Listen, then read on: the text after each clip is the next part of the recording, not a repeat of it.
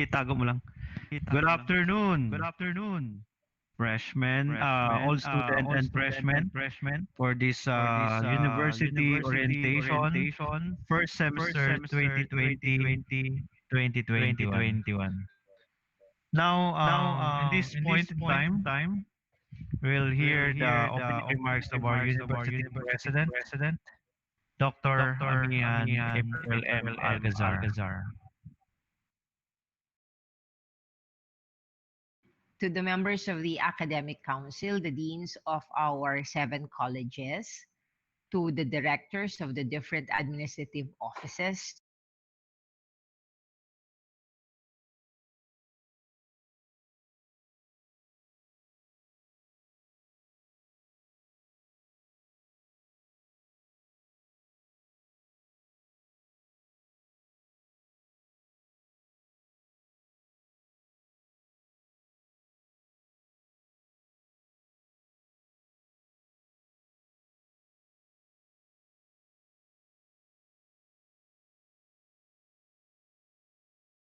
your old professors, administrators,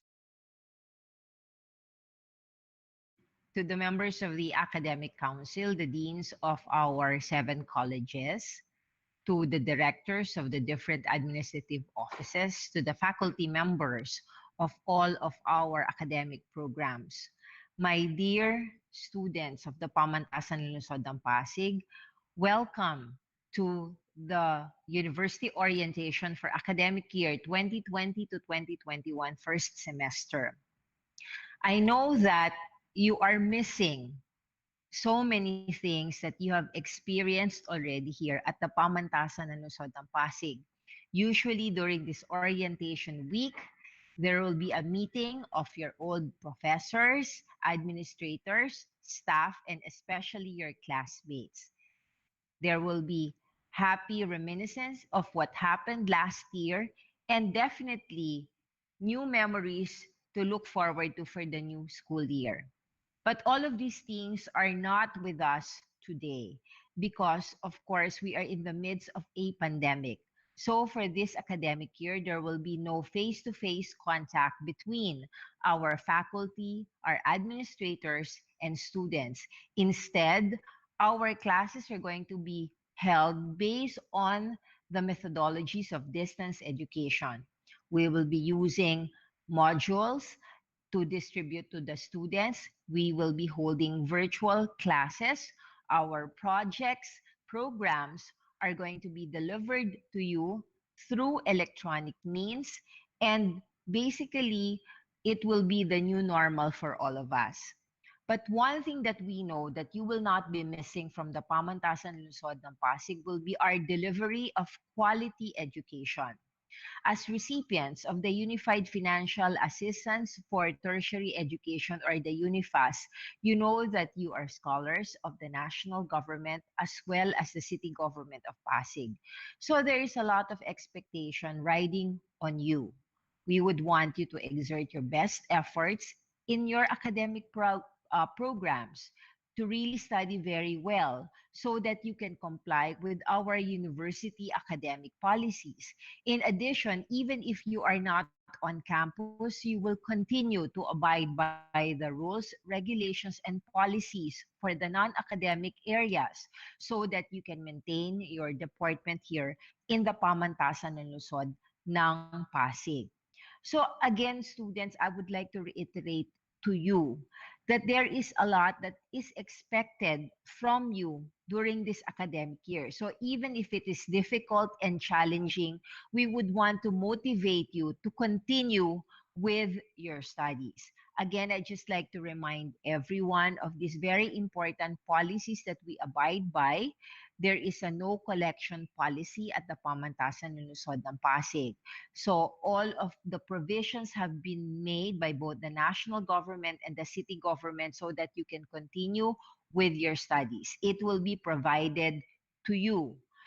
Secondly, with respect to the non-academic area, because of the new normal, there will be new policies that need to be discussed. For example, the data privacy law has to be implemented. Therefore, any student who is not able to abide by this policy and violates the privacy of any student, faculty, administrator, or stakeholder of the Pamantasan ng Lungsod ng Pasig will be liable for sanctions. I also need to emphasize that there continue to be retention and promotion academic policies for all your academic programs, which will be discussed in detail when you have your respective college orientations. Be very mindful of that. So even despite all of the challenges that we face, we forge ahead and move forward. So I would like to welcome again all of you back to the Pamantasan ng Luzon ng Pasig. We will strive very best efforts in order to give you the quality of education that you deserve. Again, mabuhay ang Pamantasan ng Luzon ng Pasig at maraming salamat po sa inyong lahat. Thank you very much, Dr. Amian April M. Alcazar, for the opening remarks. Now, let's hear one of the Board of Regents. She is Dr. Corazon Raimundo, our City Councilor Education Committee. Let's hear from her opening or inspirational message.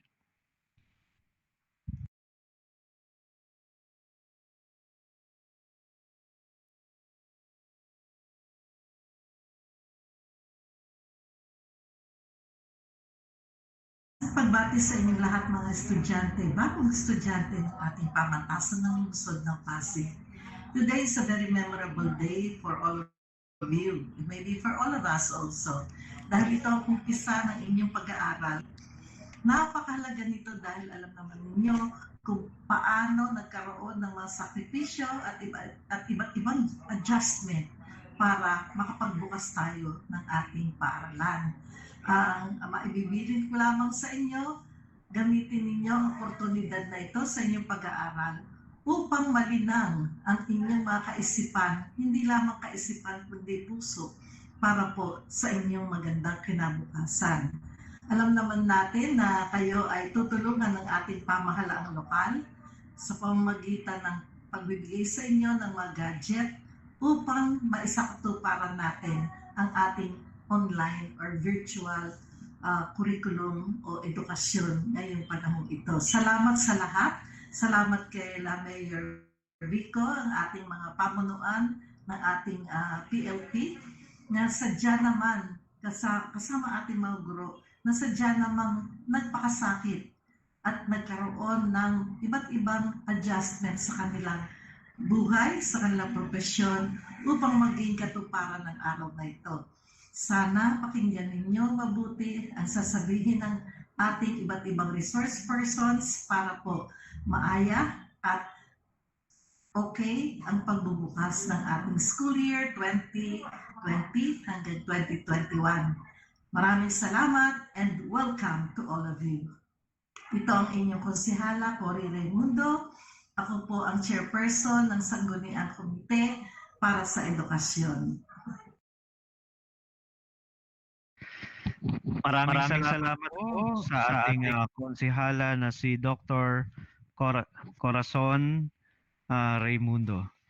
So ngayong hapon na ito ay magkakaroon tayo again ng orientation sa ating freshmen at saka sa ating old student. Actually, ang schedule na ito ay para sa old student.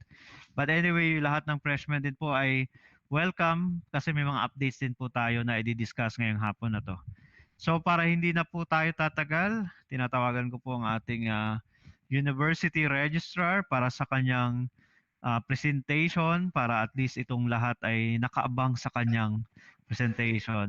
May call on the Vice President for Academic Affairs, at the same time the University Registrar, Professor Federico G. Nueva. Good afternoon, everyone. So I'm here to discuss with you of course, the academic policies, and everything you have to know about University Registrar's Office, and as well as for academic affairs.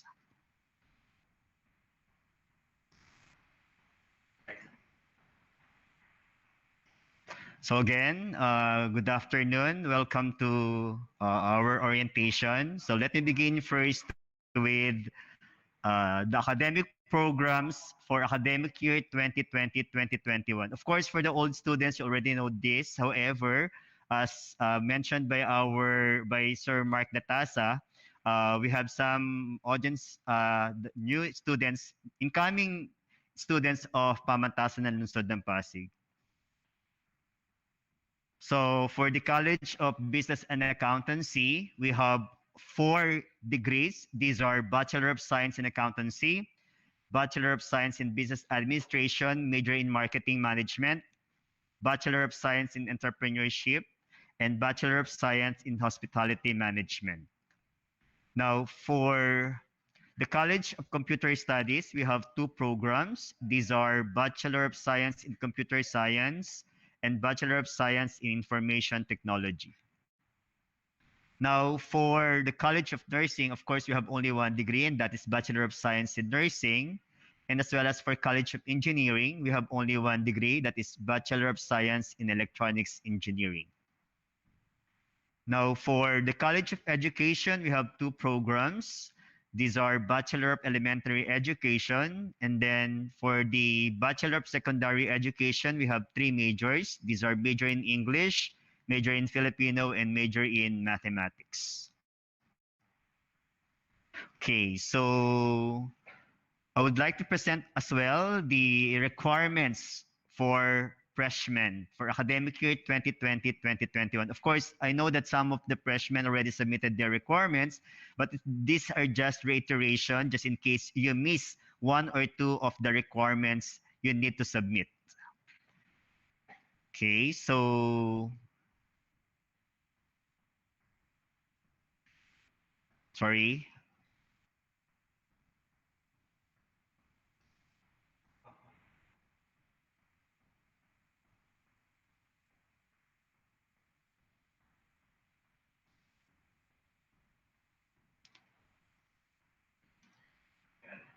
Okay. Late eh.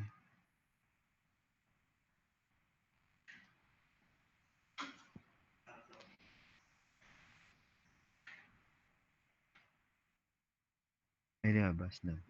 Hindi, no, hindi yan.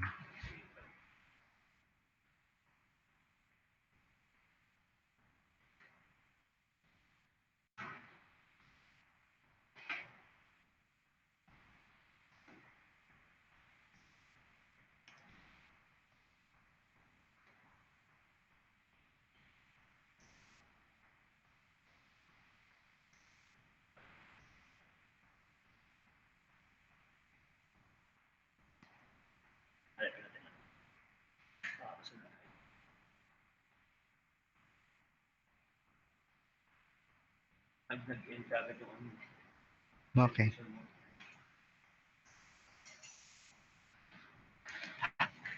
Sorry for some technicalities. Okay, so I'll just go back to the uh, requirements. Let me proceed first for the certificate of registration.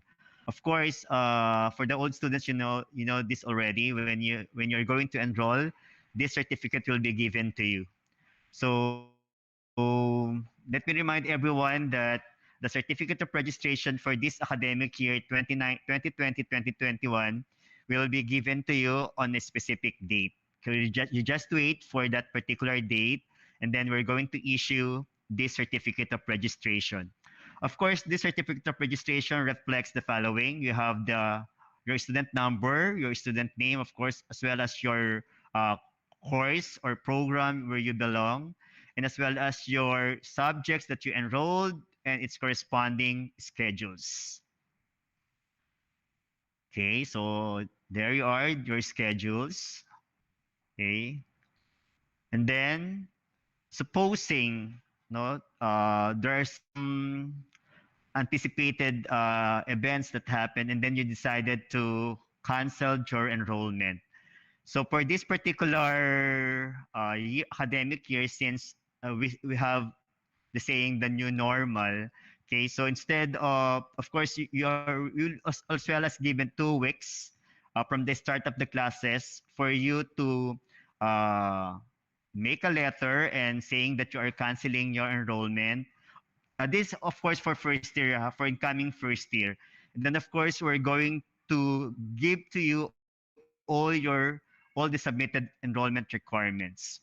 However, for the old students, okay, after the enrollment and then you decided to stop, of course, you know already that you have to file the leave of absence. Okay, so the application for leave of absence available. All you have to do is just email the office of the registrar. Later, I'm going to give you where you're going to email.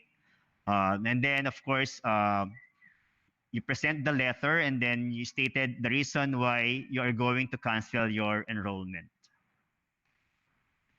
Okay, so let me proceed to student load and sequence. So remember that you're going to have your curriculum. For incoming third year, your curriculum is 2018. And for incoming second year, your curriculum, of course, 2019. Okay, so you have to remember your year of entry because that will be forever, you know. So in your case, those who will for incoming first year, your year of entry is 2020. Okay. So course sequence. So remember that. So you have the load and sequence of course assigned should be in accordance with the load and sequence prescribed in the course program curriculum. So each program will have the corresponding curriculum. By the way, ano ba yung nakalagay sa curriculum? Nakalagay doon lahat, all the subjects that you have to enroll within 4 years. So itong mga courses, itong mga subjects na to ay dinesign for a 4 years rather. Okay? So each, alam naman natin na every year, there will be 2 semesters. Okay? However, for some uh, programs, meron silang mga summer classes. Okay? So we have first sem, second sem, and then of course, meron sometimes for other programs, meron din summer. Okay? So bawat semester, there are corresponding subjects or courses to be enrolled. Okay, so dapat sinusundan natin yon. Okay, kung ano yung naka-enroll na kung ano yung naka-prescribe na subject, dapat yun yung laging ine-enroll natin. However, for some cases na nagkaroon ka ng failing grade, okay, for a particular semester, of course, you have to re-enroll the subject. Okay?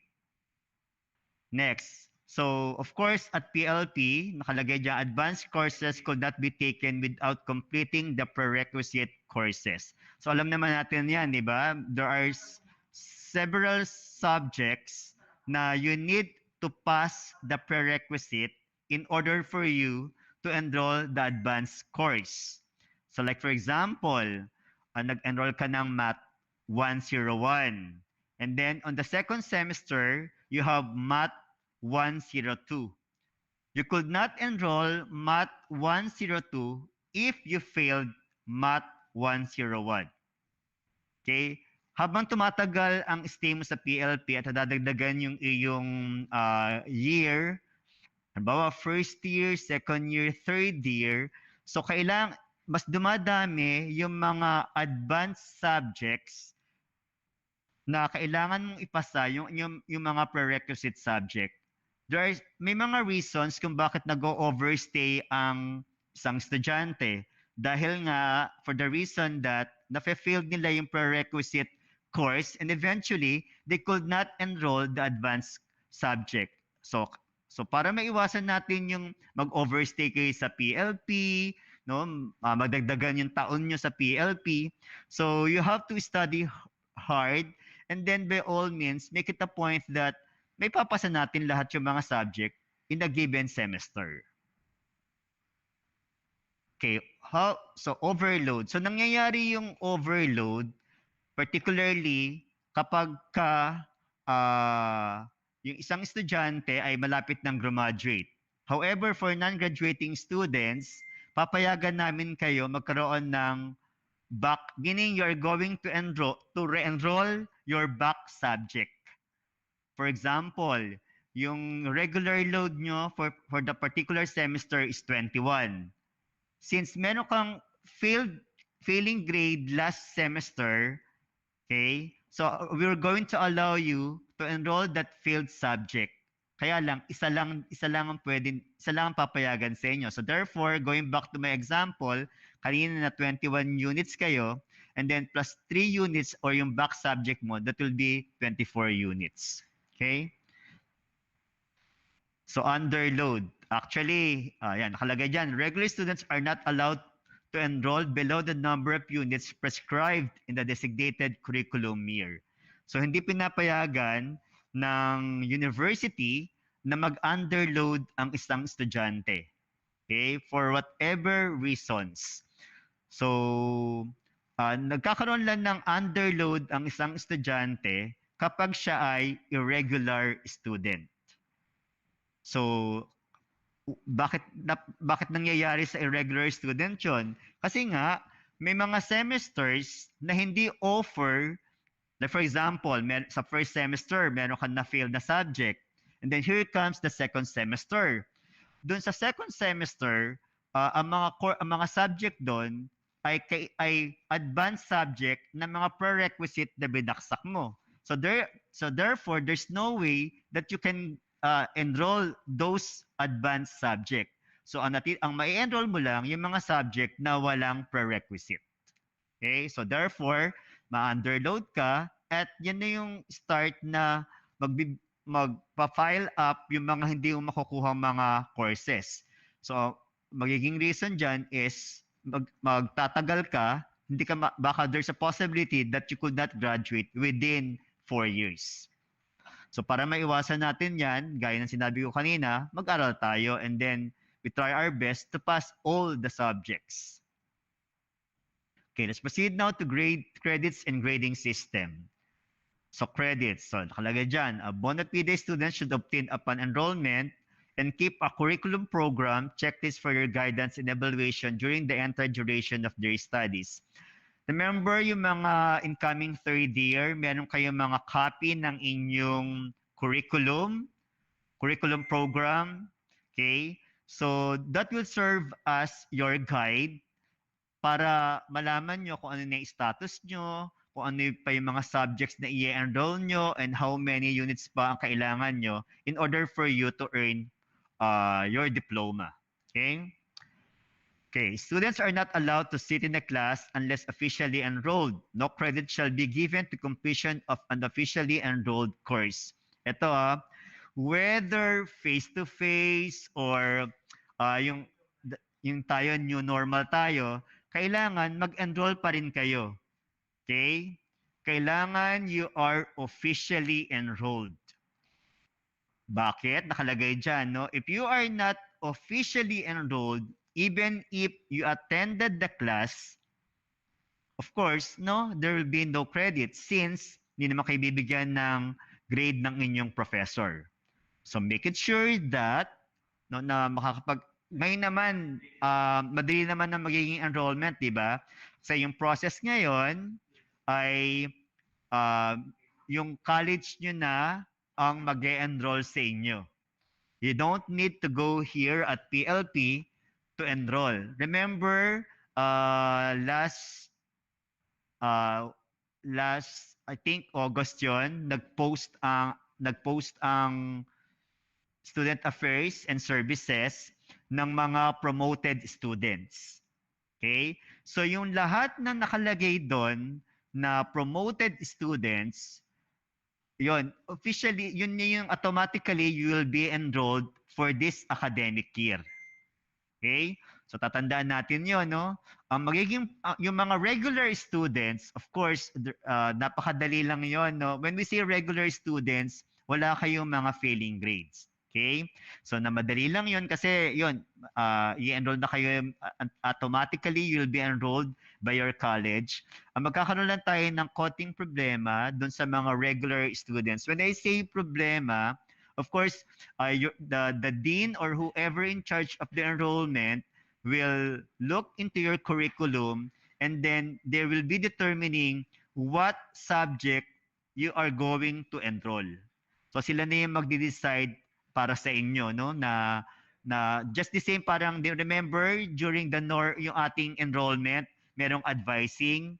So ganun din 'yon, no? So this time lang you are not physically present in doing that particular activity. So grading system. Okay, so alam natin we're using the cumulative system in computing grades and expressed in numerical percentage. Okay, ito yung mga possible grades na you're going to receive for a semester. Of course, you'll be given a grade for midterm grade and then final grade. So this will be computed. We're going to find the average of these two grades. So that will be called semester grade. Okay, so that will be, of course, as you can see from the presentation, inad lang natin yung midterm grade sa final grade and then divided by 2, and that will be your semestral grade. So ito po yung mga percentage in points of your corresponding numerical grade. If you receive, after the computation of your grade, you receive 100 or 97.5, of course, that will be 1.0. You're going to have 1.0 as your percentage in point. And then 97.49 to 94.5, that's equivalent to 1.25. 94.49 to 91.50, that's equivalent to 1.50. 91.49 to 88.50, that's equivalent to 1.75. 88.49 to 85.50, that's 2 or DOS. 85.49 to 82.50, that's 2.25. And 82.49 to 79.50, it's equivalent to 2.50. If you receive a grade of 275, your grade is in between 79.49 to 76.50. Of course, if you're going to receive 3 or 3, your numerical grade falls under 76.49 or 74.50. Of course, pag 5 or 5, it means to say that your grade is 74.49 and below. Okay? So of course, you're going to receive as well INC for incomplete, and OD for officially dropped, and UD for unofficially dropped. So these are the three symbols that eventually you can receive when you have your grade report. Remember that yung incomplete, binibigay lang yan, no? Kapag there are some reasons why you receive an incomplete grade. Kung minsan, yun, hindi ka nakakuha ng final examination. Okay? And then, or sometimes, you failed to submit the requirements, yung general requirements of your course because for illness or other valid reasons. Okay? But of course, you'll be given enough time to complete that incomplete grade. Okay? Later on, I'm going to discuss that one.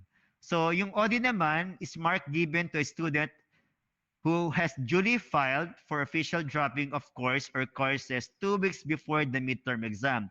So, take note, no? You will be given 2 weeks before the midterm exam to drop the subject. Supposing you decided to stop for some reasons, okay? Huwag nyo lang kayo basta-basta titigil. Please, no? Please, para hindi kayo magkaroon ng problem along the way, mag-officially drop kayo ng inyong mga subjects or courses. So, all you have to do is ask for a form, and then of course, we're going to give you the form and then fill it out rather, and then submit it to our office. So, kailangan masubmit ninyo rin yon para ang remarks na makukuha nyo ay officially dropped. Hindi UD or unofficially dropped. So ayan na, tandaan niya na, kasi pagka UD, ang makukuha, yung OD kasi, anytime, pwede kang bumalik sa eskwelahan. You can re-enroll. However, if you receive UD at lumagpas yan ng allowable maximum number of grades na na-failed mo or na-UD mo, syempre, there's no way na pwede ka pang bumalik sa PLP. Okay? So, ano yung mga reasons kung bakit nakaka-receive ng UD yung grade, yung isang estudyante? Yun lang, yung suddenly nawala yung estudyante, hindi niya nagpaalam, hindi niya nagsabi kung nasan siya. Ang dami ng absences. Okay? So, yun, bibigyan ka ng UD. So, para maiwasan natin yan, lagi ko sinasabi, no, magpaalam tayo. Okay? Ito na yung completion of grade. Particularly pagka meron kang incomplete grade. So, how it will be removed? So, nakalagay dyan, removal of the INC or incomplete grade must be done 2 weeks after the submission of semester grade. So, kailangan, no, kailangan, like for example, ngayon, if, for example ha, kung ngayon kayo kung nung last semester kayo nakakuha ng incomplete grade, okay? So, kailan ba tayo mag-start ng klase? Supposed to be September 7 talaga yung start ng klase natin. However, as you already know, itong first week of September 7 natin na to ay naka-dedicated for orientation. So, hindi pa bilang to, no? Para makomplete nyo yung incomplete grade nyo. So, kailan mag-i-start ang bilang? That will be on September 14. Okay? So, again, you will be given 2 weeks to complete your incomplete grade. So, ano gagawin nyo? So, email nyo yung inyong professor na nagbigay sa inyo ng incomplete grade. Communicate with your dean as well as to your professors para malaman nyo kung ano yung dapat nyong isubmit or gawin in order for you to, yun, para makomplete mo yung iyong incomplete grade. Okay? So, lagi tayo makipag-communicate sa ating mga deans and as well as sa ating mga professors. So, after which, halimbawa, naka-receive ka na ng grade. Okay? So, kukumpitin na ulit yan, combining yung midterm grade sa yung completion final grade mo, and that will be your semester grade. Okay?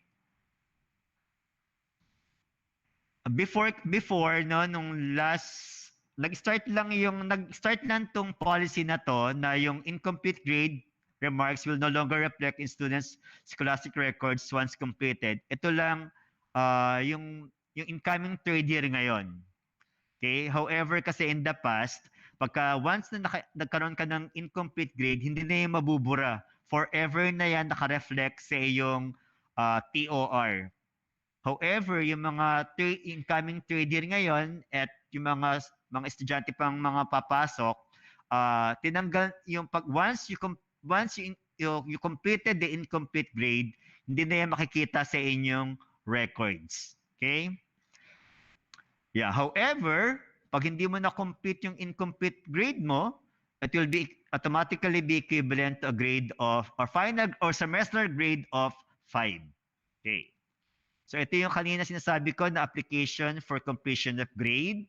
So all you have to do is email us and ask for this. Kung meron kayong mga incomplete grade na na-receive for second semester of academic year 2019-2020.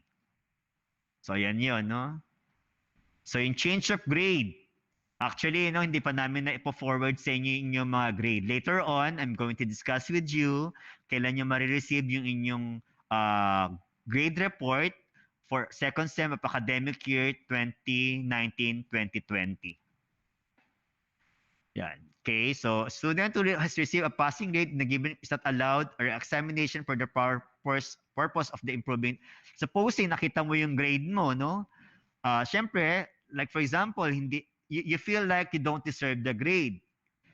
So sabihin natin na sa puso mo alam mo na you deserve a higher grade. So, all you have to do is, yun, tawagan, you try to contact your professor and then ask him or her, bakit ganyan yung grade mo? Okay, and then, of course, lahat naman ng professors, regardless kung saan siya nagtuturo, very accommodating naman yan. Sabihin sa inyo, i-explain sa inyo kung ano yung mga basis in giving grades. Kaya huwag kayong mahihiya na kausapin ang inyong professor. Okay, so ayan, no? So therefore, pagka nakausap nyo na yan, sasabit yan ng inyong professor at pag-uusapan namin yan ng inyong professor kung anong gagawin or bakit kailangan palitan yung grade nyo. Ito yung request for grade sheet adjustment. Lahat yan may form sa tatandaan natin yan. Okay, let's proceed now to retention policies. Ito yung general retention policy. Ibig sabihin, this is the university retention policy. So lahat ng programs, ito yung isang policy about retention. Okay, PLP students who incurred failing grades in 3 courses or subject for that matter, including NSTP and PE within a semester, are ineligible for readmission. Okay, so therefore, yung nakita niyo yung pangalan niyo na promoted, okay, ibig sabihin nun, wala kayo, since promoted kayo, so eligible kayo for readmission. Okay? So kaya yung mga second year dati promoted to third year. Yung mga first year promoted to second year. Okay? Ibig sabihin, one way or another, yung mapapalad sa inyo, napasa nyo lahat yung mga subjects nyo on that particular semester. So, yung iba naman, meron ding nakakuha ng failing grade. However, based dun sa statistics, kokonti lang yon. There's a reason to be happy despite the pandemic kasi marami sa inyo na nakapasa at mas pinalad dahil nagkaroon pa yun napabilang pa sila sa mga deans and presidents lister. Siguro mga sa October we're going to issue the certificate to those deserving students na napasama sa dean's lister at saka president lister. Okay, of course, each college has its own retention policy. No? Ayan, nakalagay, above the general retention policy, each college has its own academic retention and promotion policies. Of course, this will be part of the college orientation. Okay? Oh, let's proceed now to discontinuance of students or non-readmission. So ano ba yung mga reasons kung bakit you will no longer be admitted sa PLP? Yan, voluntary petition by the student for the issuance of transfer credential or honorable dismissal. Once na-issuehan na kayo ng transfer credential or honorable dismissal, ayan, so hindi na kayo makakapag-enroll pa sa PLP. Or for some reasons, yan, based on legal and or reasonable grounds to discontinue studies and ordinary admissions to the university. Aware naman tayo dyan, di ba? Every now and then, dinidiscuss yan ng student affairs and services. Okay? Kada orientation, sinasabi kung ano yung mga dapat nyong hindi gawin. Okay? So ano yung mga dapat nyong iwasan, yung mga tama nyong isuot, and so on and so forth.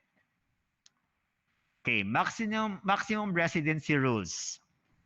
Ano nakalagay dyan? You are only allowed a maximum residency term in the university for only 6 years. Remember, di ba? Lahat ngayon ay 4-year course lang. So you are only given 6 years to complete your degree program. Okay? Kasama dyan yung mga summer loads and leave of absence. So halimbawa, nag-leave of absence ka for 1 semester, for 1 year. O, edi kasama din sa bilang ha, hindi nyo pwedeng hindi isama yon. Okay? Ito yung graduation requirements. Although alam ko matagal pa yan kasi meron pa naman tayong mga existing na mga graduating students, pero yung mga under new curriculum, incoming third year pa lang kayo. Pero just the same, allow me to discuss this one. So ano yan? Only students who have successfully completed all subjects or courses in their curricula are eligible for graduation. Kailangan lahat ng courses reflected on your curriculum, nakuha nyo yan at naipasa. Ibang istorya yung nakuha ha, kailangan, dalawa yan. Nakuha at naipasa. Students should not be allowed to participate in any commencement activity unless all requirements are fully completed. So, ayun yun. Highlight natin kunyari yung all requirements. Yun yung nakalagay dun sa inyong curriculum. Okay? So, Scholastic Honors and Awards. Na-mention ko kanina about President's Listers and Dean's Lister. Ito lang yung mga dapat nating makuha mga grade. Kailangan ang weighted average mo ay not lower than 1.75. Pag 1.76, wala na. Okay? And has no grade lower than 2.5 in a semester. President's Lister, ito naman kailangan not lower than 1.50 and has no grade lower than 1.75 in a semester. Okay? So ito naman sa graduating honors, aspire to graduate with honors, cum laude, ano yan? Kailangan ng weighted average mo ay 1.45 to 1.75, no grade lower than 2.5. Take note in all semesters of her enrollment at PLP. Pag merong isang SEM na hindi ka naging Dean's Lister or President's Lister, so wala na yon. Okay?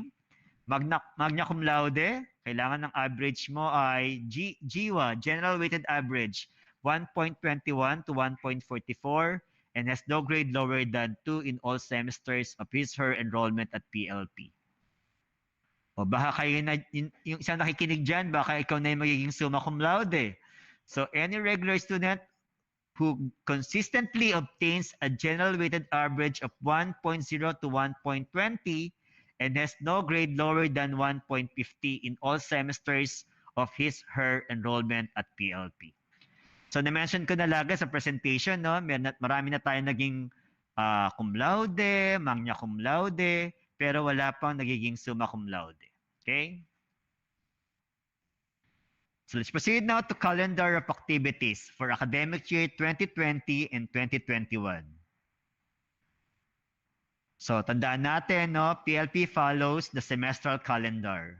Yung first term natin, nag-start ng September 7, 2020 and will end on January 23, 2020. 2021 rather.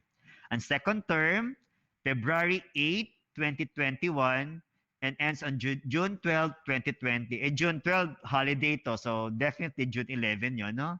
Now, for third term, or dati summer yan, June 28, 2021 to August 7, 2021. O, let's break down yung mga activities natin. Yung August 3, ito yun, sinasabi ko kanina, no? Posting of list of students eligible for registration for first semester 2020-2021. Yun yung nakalagay doon, promoted for second year, promoted to third year. Okay? September 7, actually ito dapat yung start of classes, but I said a while ago na yung first week natin ay nakadevoted to orientation. Okay? So ito yung mga online student orientation, yung schedule, no? September 7 to 11 for student orientation, and then September 9 and 11, ito naman yung online parents orientation. Okay? So, punta tayo sa October 23. A deadline of dropping of courses, filing of leave of absence. So, nasabi ko kanina, di ba, para maiwasan natin makakuha ng UD, kailangan natin mag-officially drop o mag-file tayo ng leave of absence.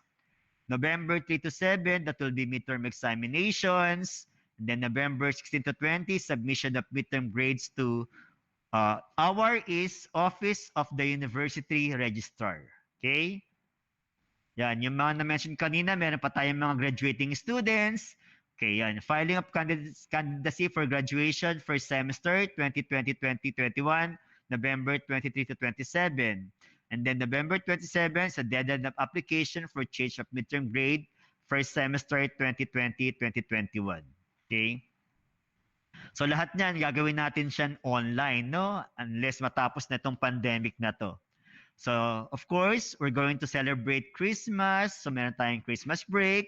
That will be on December 23 to January 3. And then right after January 3, we're going to resume our classes ng January 4. Sana face-to-face na to, no? But just the same, let's hope and pray na everything will be all right. And then, ito yung uh, ng first semester, January 18 to 23 will be your final examinations. And then January 24, start of semester break of students. And then January 25, 2029, submission of semester grades. Ito naman yung sa February, sa second semester natin, just the same. Enrollment period, February 1 to 5. Start of classes, February 8. Meron mga removal of incomplete grades, February 15 to 19. Of course, last year, hindi tayo yung last University Foundation Week natin, hindi natin na-celebrate ng to the max, parang isang araw, hindi natin celebrate, di ba sir, no? Talagang parang ano lang, one day lang yon. Okay? So sana, let's hope and pray na sa 11, 20, ilan years na ba? 21, 21st Foundation Week, everything will be normal. Okay? So yan, dropping of courses, filing of the absence, tapos then midterm examinations, April 5 to 10, submission of midterm grades to our, April 12 to 16. So yan, lahat na nakalagay naman dito, no? June 13, mid-year break, June 14 to 18, submission of semester grades, deliberation of candidates for graduation, and so on and so forth. So yan na yan, no? So, ito naman yung third term. Ito yung kasi hindi na siya natawag na summer ngayon kasi June na, no? Okay. June ang start na ng third term natin. Okay. So, yan yung mga ating mga activities. Okay. Now, before I end, ito yung for inquiries or requests. Ito yung ating FB Messenger, Registrar Reg, and then email address, this plpasig.registrar0016@gmail.com. Okay, so thank you. Best personal regards to all. Let's stay safe and healthy. Thank you very much, Professor Federico G. Nueva. Sir, siguro bago ka umalis, may mga questions dito siguro na kailangan nating sagutin muna bago tayo mag-proceed since si Sir ay mamaya kasi out na. Okay? So, wait lang .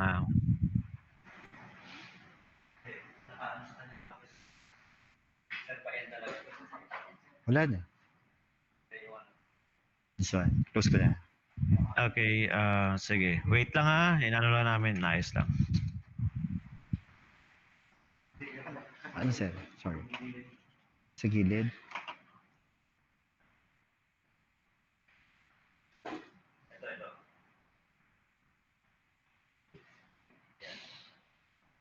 Okay.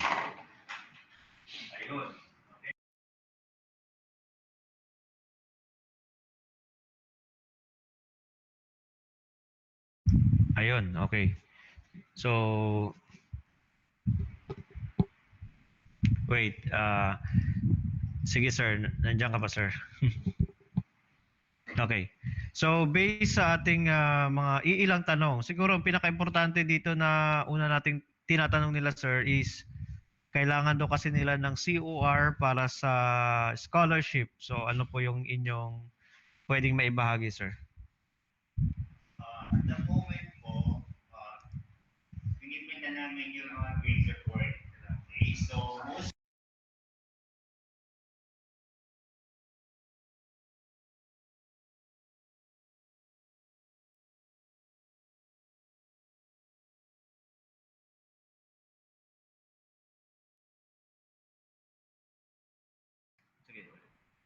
Okay, so about your concern, yung issuance ng grade report.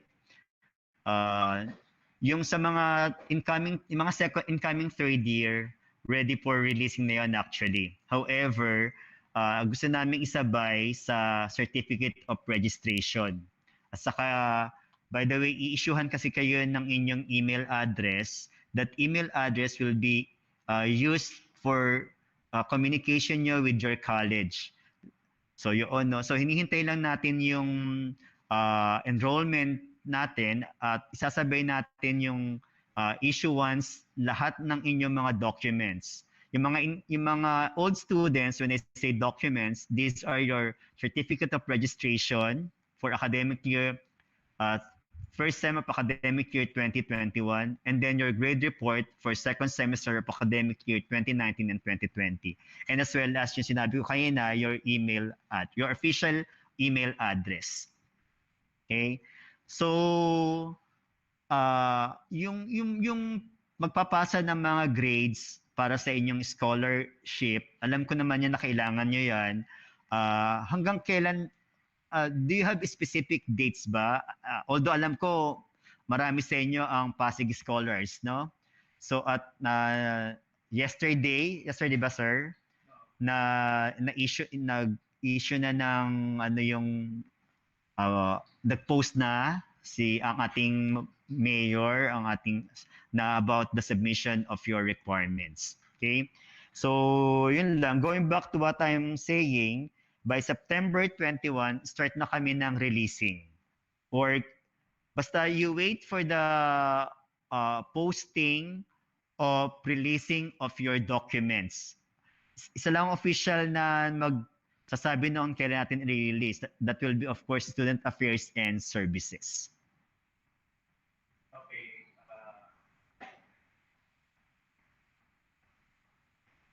Okay, thank you, sir. So, may question dito about sa scholarship. Paki-identify na lang student council kung kailan talaga yung deadline ng yung sa scholarship na requirements. At ano ba yung requirements na yun na deadline? GWA lang ba ang kailangan ninyo? Or kailangan ba talaga ng entire paper? Kasi alam ko wala rin yata silang face-to-face, di ba? So, paki-identify na lang yun para mailagay po natin doon sa inyong ano tawag nito dito sa inyong advisory. Okay? So, paki-identify na lang yun PSSC para matulungan tayo kung ano yung concern. Kung kailan talagang deadline noon, okay? Kasi pwede naman kami makipag-coordinate sa scholarship office kung talagang hard copy ba ang kukunin nila or soft copy para at least mabigyan namin kagad kayo. Sa ngayon kasi, dapat nyong intindihin din na pag once na nag-release kasi ng mga ganyang copy, hindi kasi pwedeng araw-araw na katulad dati magpunta kayo ng PLP. So, kailangan sabay-sabay kasi.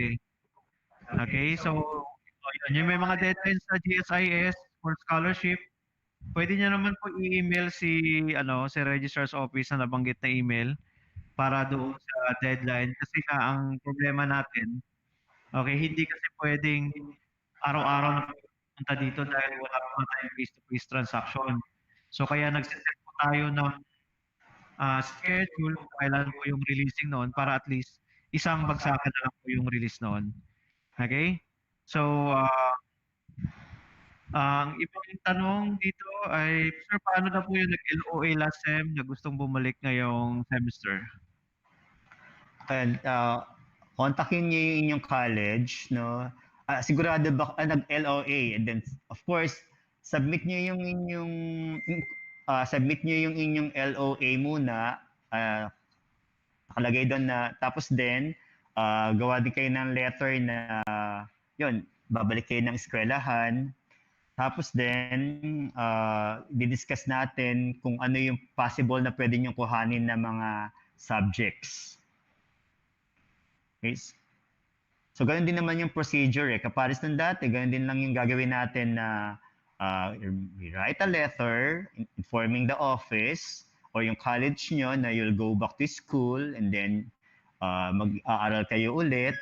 Tapos din yun, eventually, they will evaluate you. Tapos kung ano yung pwede nyo kuhanin na courses or subject for that matter. By the way, ang pinapayagan lang namin na bumalik at this point in time, yung mga under new curriculum ha, kasi yung iba talaga, halimbawa, kailan ka pa nag-aaral, 2007, tapos suddenly babalik ka sa school. So, as we already know, under new curriculum na tayo, so may hirapan, wala ka nang babalikan ng mga subjects. So pag ang babalik na estudyante sa PLP ay under ng 2018, 2019, so yun lang yung pwedeng nating payagan na mag-enroll eventually. Okay, thank you. Yung may nagtatanong diyan kung may listahan ba ng LOA list, wala po tayong listahan ng ganyan kasi kayo po ng personal na nag-apply doon sa registrar. So, paki-email them and then yung college ninyo kasi may approval naman yan, nakalagay naman diyan one sem lang. So, therefore, babalik na kayo ngayong sem na 'to, tama ba, sir? So, ayun, please coordinate sa inyong college kasi nag-consolidate na rin kami. Nagbigay na rin kami sa mga college ng copy na 'yon. Remember 'yun, nagpa-survey kami, pero yung iba siguro hindi pa nakakaano. Open po 'yun ngayon. Sige po, puwede niyo pong i-click yung survey form namin para at least yung, hindi nag-LOA po before, malaman namin na nag-LOA kayo and then babalik kayo ngayong semester na 'to. Kasi sa nabanggit ni sir kanina, yung promoted list automatic po 'yun. Lahat po na 'yun ay i-enroll. So kung kayo po ay mag-leave ngayong semester, paki-inform niyo po ang college na hindi kayo mag-e-enroll ngayong semester na 'to para hindi po kayo nila i-enroll. Okay? Ang sa amin po kasi sa Student Affairs, consolidated lang po 'yun para matulungan lang namin ang college, magle-leave si Juan de la Cruz, mag-e-enroll si Juan de la Cruz. Pero kung promoted na kayo, automatic na po 'yun. Hindi na po namin 'yun kailangan pang sabihin sa college. Okay? So, 'yun po yung, doon sa concern. And then may isa pang concern about Ay, sa sir, sandali lang. okay, go ahead. Dagdag ko lang, tama yung sabi ni sir, no? Just in case that hindi kayo you decided not to enroll this semester, by all means, file a leave of absence. Para in the second semester, if you decided to go back to PLP, wala kayong masyadong magiging problema. Okay, madali nyo mapaproseso yung pagbalik nyo sa PLP.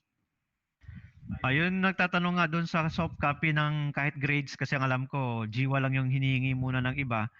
Yun nga po, email nyo po yung registrar. Okay, nabanggit po ng registrar sa kanina na email nyo po para at least po matulungan kayo doon sa soft copy. Kasi kahit na siguro scan copy lang muna sir, no? Kung kaya ba. Oo. Kasi para lang ma-accommodate yung inyong concern. Okay, wala pa po kasi tayo yung example, kukuha si Juan de la Cruz ngayon araw, pa isa-isa. Wala pa po tayong face to face kasi dahil ang kalaban po natin dito hindi po yung oras o yung panahon. Ang kalaban natin dito virus po. So, and may mga guidelines po ang ITF na medyo mahirap sa ating lahat, okay? So, yung soft copy na ano, kayo na magpi-print, 'wag 'yun ang kailangan kasi syempre temporarily 'yun muna. Pero makaka-receive po kayo ng hard copy. Okay, 'yun na po ang schedule kasi hindi po puwedeng pa isa-isa lang ang ipi-print natin. Sabay-sabay po 'yan. Sa mga freshmen, COR po 'yan ang tawag, OGR po 'yan. Ang tawag po diyan, Official Grade Report sa mga freshmen, okay, na nakikinig ngayon. Sa mga all student, alam na nila 'yang COR at saka OGR. So sa freshmen, uulitin ko lang, COR ang makukuha ninyo. Ano yung COR? Certificate of Registration. Okay? Oo. And Okay, dagdagan ko lang, sir. Sir, dagdagan ko lang. By the way, yung so alam ko naman na maraming nag-o-offer ngayon ng scholarship, no? So halimbawa lang na nire-require kayo mag-submit ng grade. Kindly uh, email us, include nyo yung letter na nagre-require sa inyo o nagre-request sa inyo na mag-submit ng grade report. Para at least alam din namin kung ano yung ibibigay namin. Halimbawa, kasi yung iba humihingi sila ng certificate na certification of enrolled student. So, dapat alam namin lahat yon. So, ito lang nga, by email lang to. So, then, sinagot namin yung email nyo, soft copy lang din namin ipa-forward sa inyo. Na-mention kayo ni sir yung about the grade report. Take note that doon sa grade report, ang nakalagay doon ay CWA. That's Cumulative Weighted Average.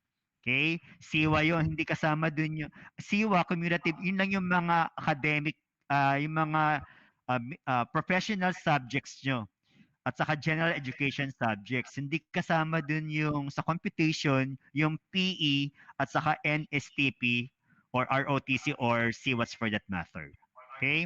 So ulitin ko lang, pag nag-request kayo ng grade report, please attach nyo yung kung saan yung letter na nagre-request sa inyo ng submission of your grade report. okay, so yun, malinaw na po sa registrar na concern. And doon po sa tablet, na-mention na po ito nung Monday, pero sige, may mention natin. Wala pa po, hindi pa po naibigay sa amin yung tablet. Okay? And doon po naman sa ID, pasensya na po kasi nung naabutan po tayo ng ECQ, okay, lahat po ng transaction sa city government for 3 months wala po tayong transaction. Until sa such time yung ating mga budget po ay na-convert po ito sa tablet. Okay? So, certificate of no ID lang po ang pwede namin maibigay sa ngayon kasi remember po, ang ID po ay hindi po manggagaling sa amin talaga dito sa PLP. Sa city government po kasi yun piniprint. So simula po na pumutok itong pandemya, lahat po ay naapektuhan, lalo na po yung ating processing for that. So hopefully by next year, umokay na tayo at makakuha na tayo ng ID na hinahasam natin. Okay, and doon po sa may concern sa registrar, okay, pwede nyo po yung mga nag-email po, pasensya na po, pag nag-email po kayo ngayon kaagad, hindi po kaagad yun automatic na nare-replyan kayo. Katulad dito sa ating Facebook, na pag nag-request ngayon, automatic, akala ka agad, maano ka agad. Hindi po tayo, wala po tayong call center or manpower na 24/7 naka-monitor po sa lahat ng mga requirements ninyo. So, ibig sabihin, kami rin po ay may mga schedules dito at ang pinaka-priority po kasi lahat ngayon is yung enrollment ninyo. Kaya take note po, this week is purely orientation week. So next week, sir, ano po ba ang ating activity next week para mas malinaw lang? Sige lang, sabihin ko na lang. Next week, ano yung ano natin? Kung orientation week ngayon, next week is more on enrollment. More on enrollment. Oo. So ayun po, more on enrollment. Don't worry, hindi po kayo ma-absent ng teacher ninyo. Huwag po masyadong excited. Okay? Kasi ang teacher ninyo, naghahanda pa rin po ng module ninyo. Kasi yung module ninyo, hindi po yun sa mga printout ha. Nasa tablet po ilalagay yun. Kaya kailangan din po namin maantay muna yung tablet na yun para maibigay sa inyo. Okay? So, meaning, kung ano pa po yung medyo kailangan nyo ngayon, example, sa 2 weeks na to, kailangan nyo munang mag-apply ng mga scholarship, yun muna asikasuhin ninyo, okay? Don't worry po, wag munang ma-absent ka lang sa klase dahil wala pa po. Kasi ito pa ano pa lang natin, kumbaga enrollment period pa lang po talaga ng ating college this week at the same time orientation and then next week yung continuation, okay? So ayun po, yung sa concern po talaga ninyo na napapansin ko, ipaulit-ulit lang po yung iba, nasagot na po kanina. Okay, nandiyan na po yung email, may nagpo-post na po ng email. Salamat sa mga nagpo-post ng email kasi paulit-ulit na rin po yung iba ng tanong. Okay, ang finance po ay hindi po open araw-araw. I-email nyo po sila para po sa appointment kung magbabayad po kayo ng tuition fee, magbabayad po kayo ng inyong mga kailangang bayaran. Email nyo po si registrar, si finance. Dito po sa ating Facebook page, mayroon po akong pinost dati na finance. Scroll down nyo lang po, hanapin nyo lang po, naka po siya, naka letter type. Okay, para at least po masundan ninyo. May tanong dito, sir, paano po pag may bagsak last sem? Naka-online ka na, sir. Bagsak. Ibig sabihin, pag may bagsak po kayo, hindi po may enroll yun. Naka-online na po kayo. Nakabalik ka na, sir.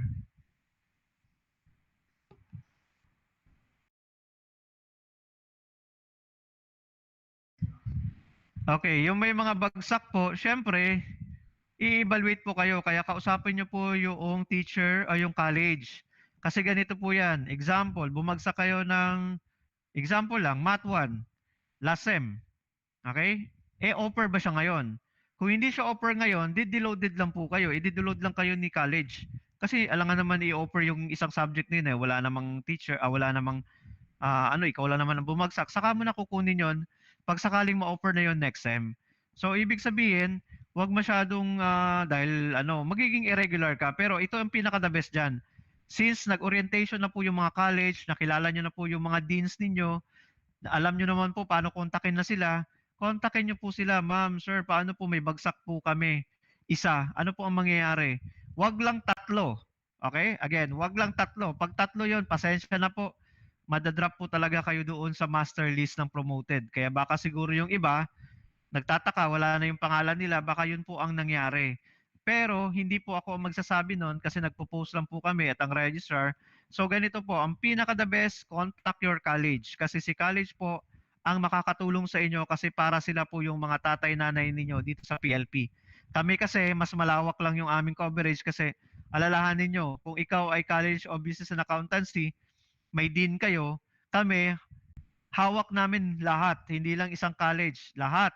Lahat kayo. Kung 3,000 na kayo ngayon, 3,500 na kayo ngayon, ganun kadami kayo ngayon hinahawakan namin. Kaya yun ang problem natin ngayon kung isa lang ang sa amin lang lahat ninyo ibubuhos. Kaya nag-orient na yung mga college, pero don't worry sa all student, ang orientation ninyo, para mas malinaw lalo, tanong nyo po ulit yan sa college ninyo, magsisimula yun bukas ng umaga, ang CBA, balikan nyo lang po yung schedule natin, hanggang Biyernes po yan ng hapon, na kung saan, doon po yung college, mamimit nyo po, at kung may katanungan kayo about sa bagsak, about sa LOA, about doon sa mga subjects na i-enroll ninyo, yun ang proper time para matanong ninyo sila. Okay? Doon po sa mga kukuha ng gamit, ito pa, sagutin na natin to para hindi na pa ulit-ulit yung tanong dito. Pumunta lang po kayo doon sa gate na sa likod ng PLP. Bawal lang pong pumasok. Okay? Ang pwede nyo pong gawin lang doon, sabihan nyo lang po guard, may kukuha po kayo sa locker. Pero, magpaabiso kayo ng early kasi bakit? Dahil ang staff po ang kukuha kasi doon ng gamit nyo sa locker. Bawal din po kasi pumasok muna sa PLP sa ngayon. Okay? May facilities po tayo ng COVID dito. Katabi po natin yung PCCH, yung Children's Hospital. Kaya mamaya natin ano yan. Yung ibang katanungan mamaya na po sa presentation ko kasi ito na ma-overlap na natin eh. Okay, so yan. And nakalagay po mismo ang module sa tablet na ibibigay sa September from school year.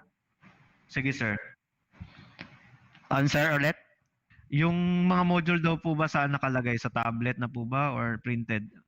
Tablet na, di ba? Pwede nang nakalagay sa tablet as well as printed din. Or, kaya nga, di ba, I mentioned a while ago that you'll be given an email address. So, doon ibabato lahat ng faculty, ng professor nyo yung inyong mga modules. So, kailangan, gagamitin nyo yung email na yun. Baka naman for the purpose lang of meron lang kayo. I-open nyo rin yung email na yun. Again, that will be officially email address nyo na gagamitin yung pang communication with your college, with your faculty, with the university, and as well as to your professors. Okay, so yun na lang po muna kasi hindi po tayo pwede magtagal dahil may parents orientation po later on. Wag may mga questions pa po kayo later on regarding sa student affairs. Ako po ay nandyan pa mamaya hanggang sa katapusan ng ating video conference. Okay? So, sa ngayon, maraming salamat po Professor Nueva. Ano man bitanong dito? Kung di naman po kayo hinahanap ng prof nyo, ibig sabihin walang bagsak. Wala na. Anyway, nasa promoted list po. Okay? So thank you, sir. Thank you very much, Professor Nueva, sa information about sa Registrar's Office. Now, let's proceed to our next speaker. Nandito na ngayon yung ating guidance counselor para tulungan tayo doon sa ating mga guidelines sa student affairs. By the way, may nakikita po kayong QR code na nasa inyo pong screen. Okay? Yung inyo pong QR code na nakikita sa inyong screen ay yan po ang ating evaluation form. Parang magsisilbi lang po yan na attendance ninyo sa orientation na to at nung Monday. Yung university orientation po ng mga freshmen nung Monday na umattend at ngayon, yan po yung QR code. Pwede nyo po yan i-check sa inyong cellphone. Okay? Later po, pag wala pong QR code, grabe, social naman, naka-QR code. Don't worry po, may link po na Google link po mamaya na ipopost ko dito sa ating YouTube, sa ating Facebook na Student Affairs and Services para makita nyo rin po yung survey form na yon kahit na wala po kayong QR code. So, anyway, mamaya po, sige, tuloy po natin mamaya ang kwentuhan. Wala po tayong advertisement. Tutuloy po tayo sa next natin na topic. Ma'am Jade, nandyan ka po ba? Ayun. Let's welcome Miss Jade and Pierre Gaditano, ang ating guidance counselor and focal person ng GAD. Magandang hapon, Miss Jade. Good afternoon, Sir Mark, and good afternoon to all our students, new and old. Welcome again, at I hope that you are all doing great. Sana nandyan pa rin kayo na medyo mahaba pero importante naman ang na-share sa atin ni Sir Nueva. So ngayon, I will be presenting to you an information about our department, which is the Student Welfare Office. For a while lang ha, I will share my screen.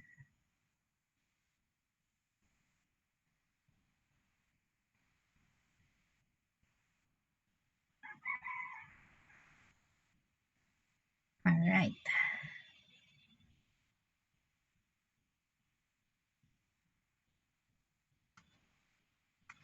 Okay, so can you see my presentation?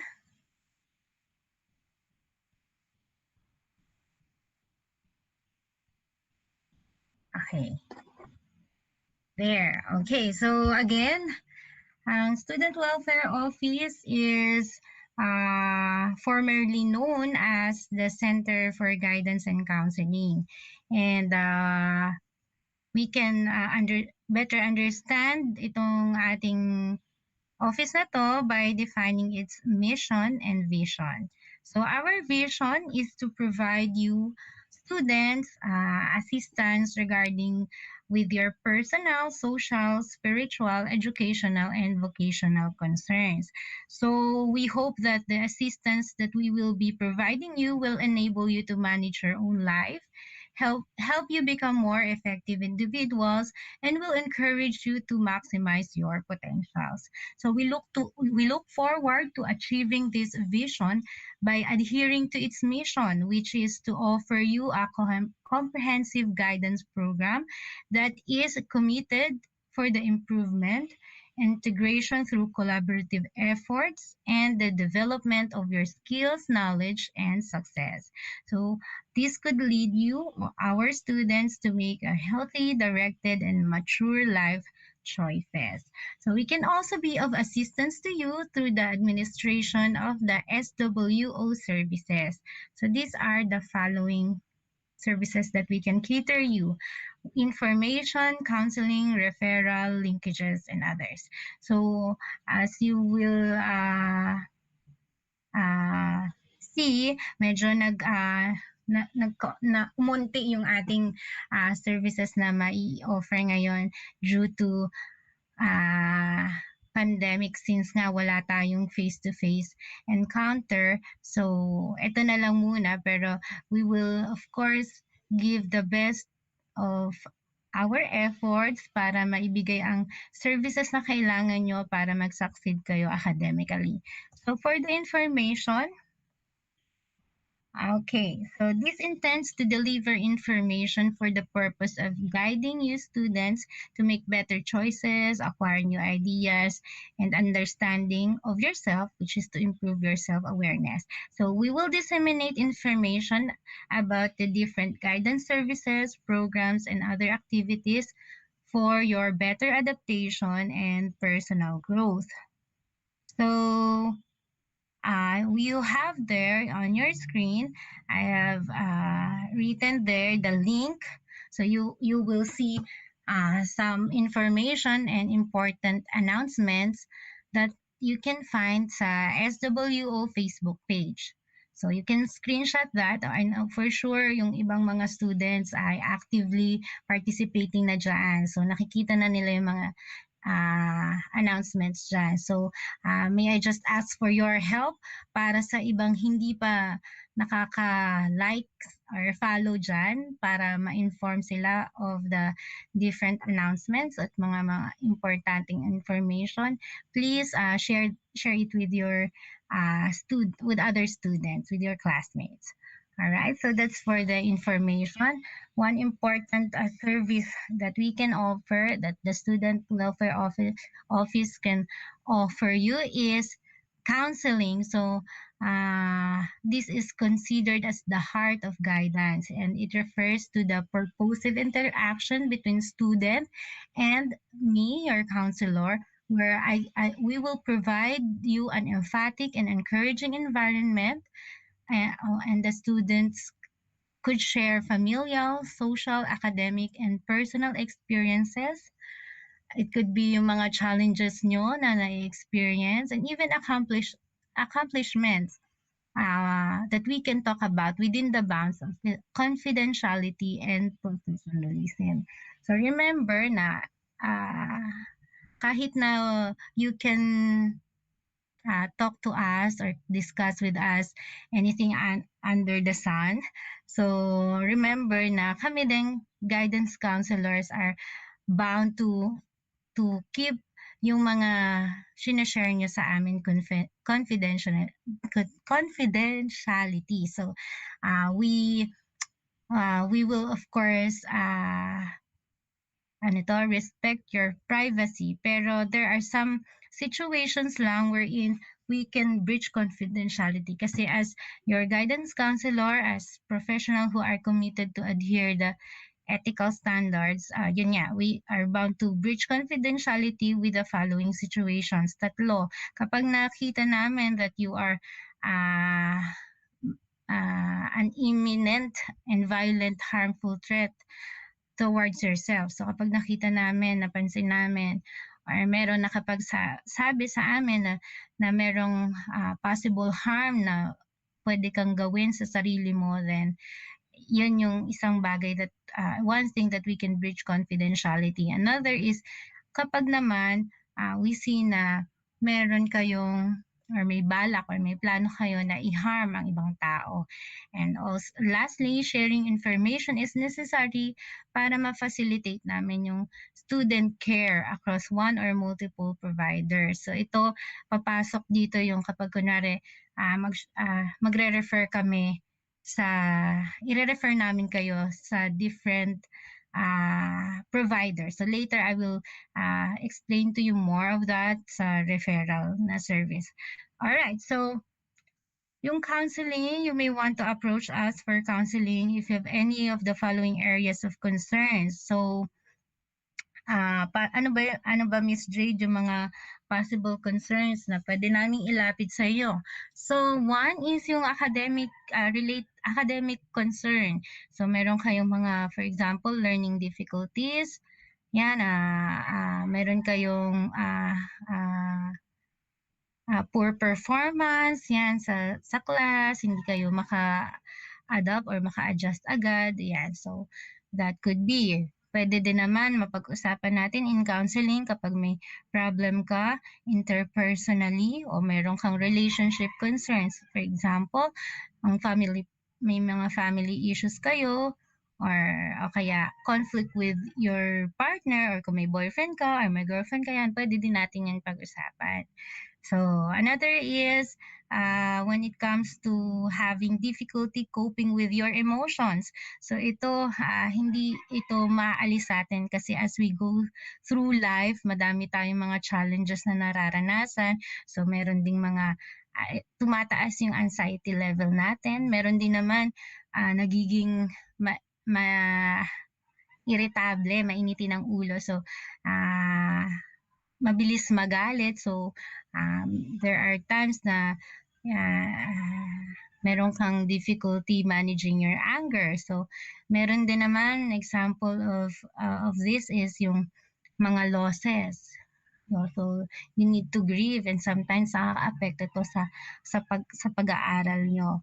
So yon, and even yung depression which is becoming rampant lalo ngayon dahil may pandemic and very limited ang resources to cope up para makabangon doon sa depression na yon. So we can also talk about that. Also, yung sa mga personal concerns nyo, for example, meron kang body image issue o kaya mababa yung self-esteem mo, yung mga ganan. So we can also discuss that. You can approach me and schedule a counseling session with me. Also with your career concerns. So maaaring ang iba sa inyo ay hindi sure kung ito talaga yung gustong course na i-take. So, yon, pwede nating pag-usapan yan. And also, with regards to spiritual concerns, yan, pwede nyo rin yan i-consult sa amin. Alright, so you have there a link also to request for online counseling. Yeah, you just need to fill up this Google form. So you can screenshot this, but don't worry, I will be posting naman yung link na yan. Actually, nakapost na siya doon sa ating Facebook page account. Alright, so that's for counseling. Ito na yung isang sinasabi ko, yung referral. So for the referrals, we have internal and external. For the internal, the goal is to facilitate the concern of students referred by their parents or guardians, professors, school staff, or a concerned friend. So ito, yung mga nabanggit ko to, mga stakeholders who are merong right or given the right to refer someone to us. So particularly a student. So kapag nakita ng professor nyo or ng school staff or ng parent nyo na meron kayong parang difficulties or mga struggles na hindi nila kayang i-handle, then you will be referred sa amin. So for example na lang, just to give you a situation. So there may be times na yung professor nyo, you will refer you to us due to poor performance in class. So what we're gonna do is we will then invite you to have a talk with us for the purpose of understanding and identifying the possible reasons kung bakit poor yung performance nyo, and eventually offer some strategies to improve it. And in many cases that I have handled before, I have come to know that there are other or deeper reasons behind a student's poor performance, some of which are due to family problems. Others are due to personal issues. Though I'm not saying na ganito lahat ng cases, but nabanggit ko lang kasi ito yung na-experience ko before handling and receiving referrals and counseling from your professor. But yun nga, ang point is for us guidance counselors, to make sure na na-check namin kayo from time to time.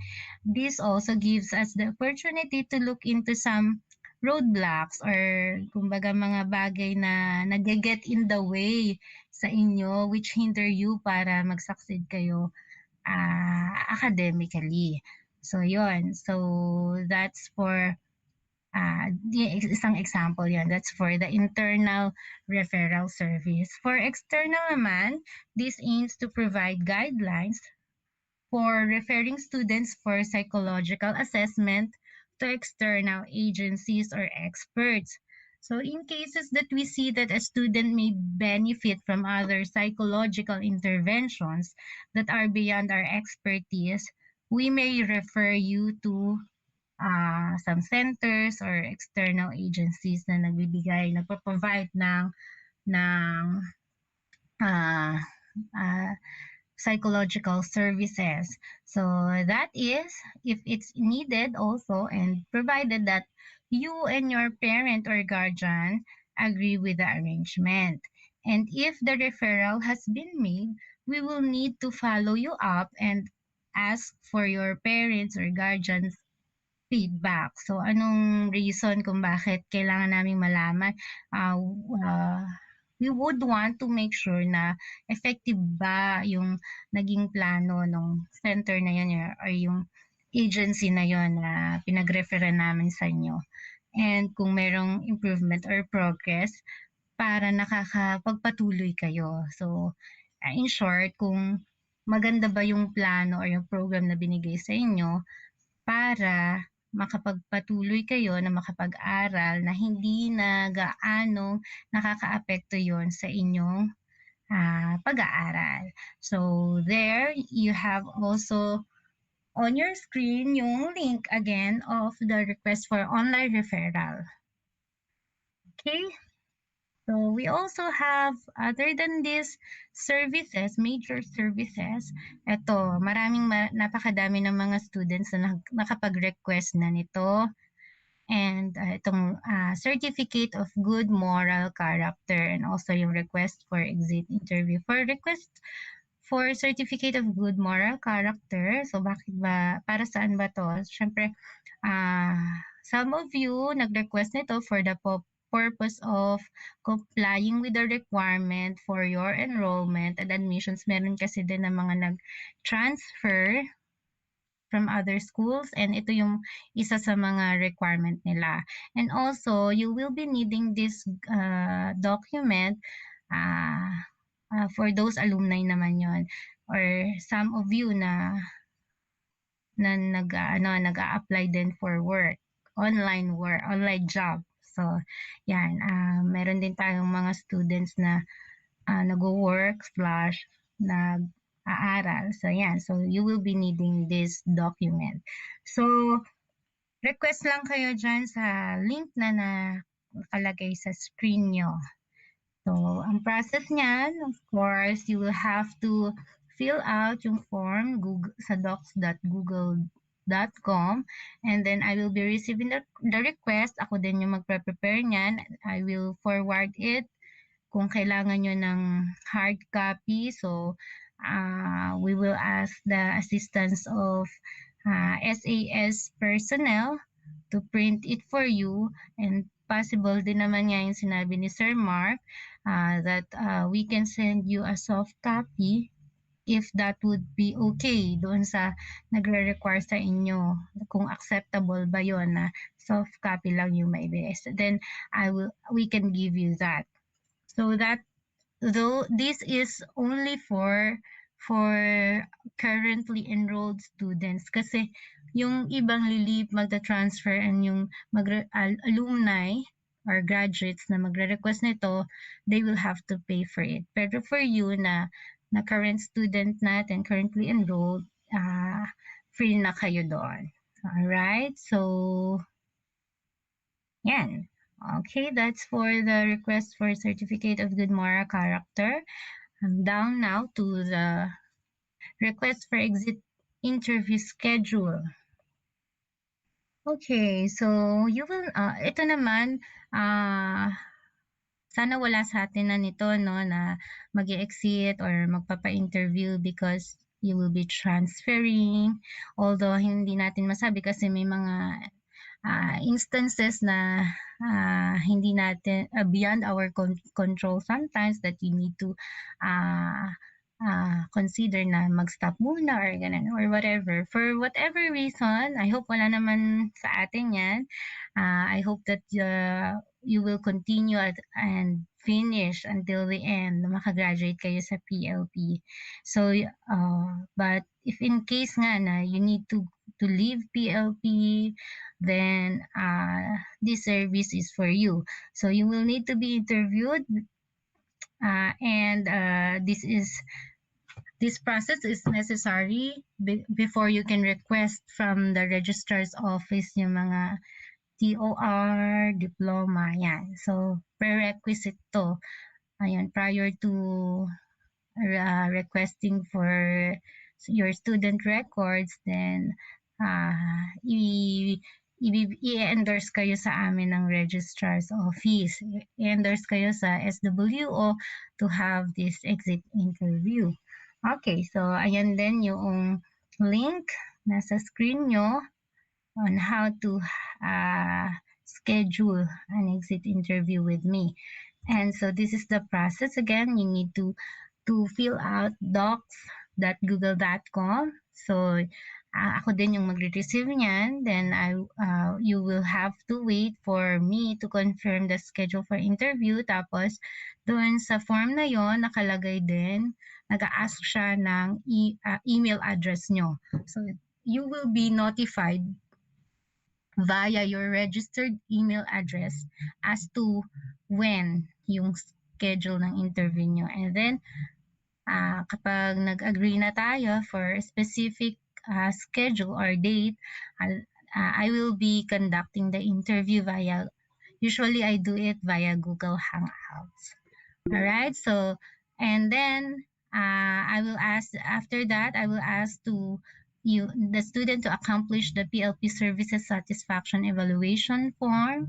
Ito naman, para lang before ka mag-leave ng PLP, malaman din namin kung ano pa yung mga services na we can improve on. Matanong din namin kayo kung what's your plan after PLP, after leaving PLP. Kasi we would not want you na umalis lang ng ganon.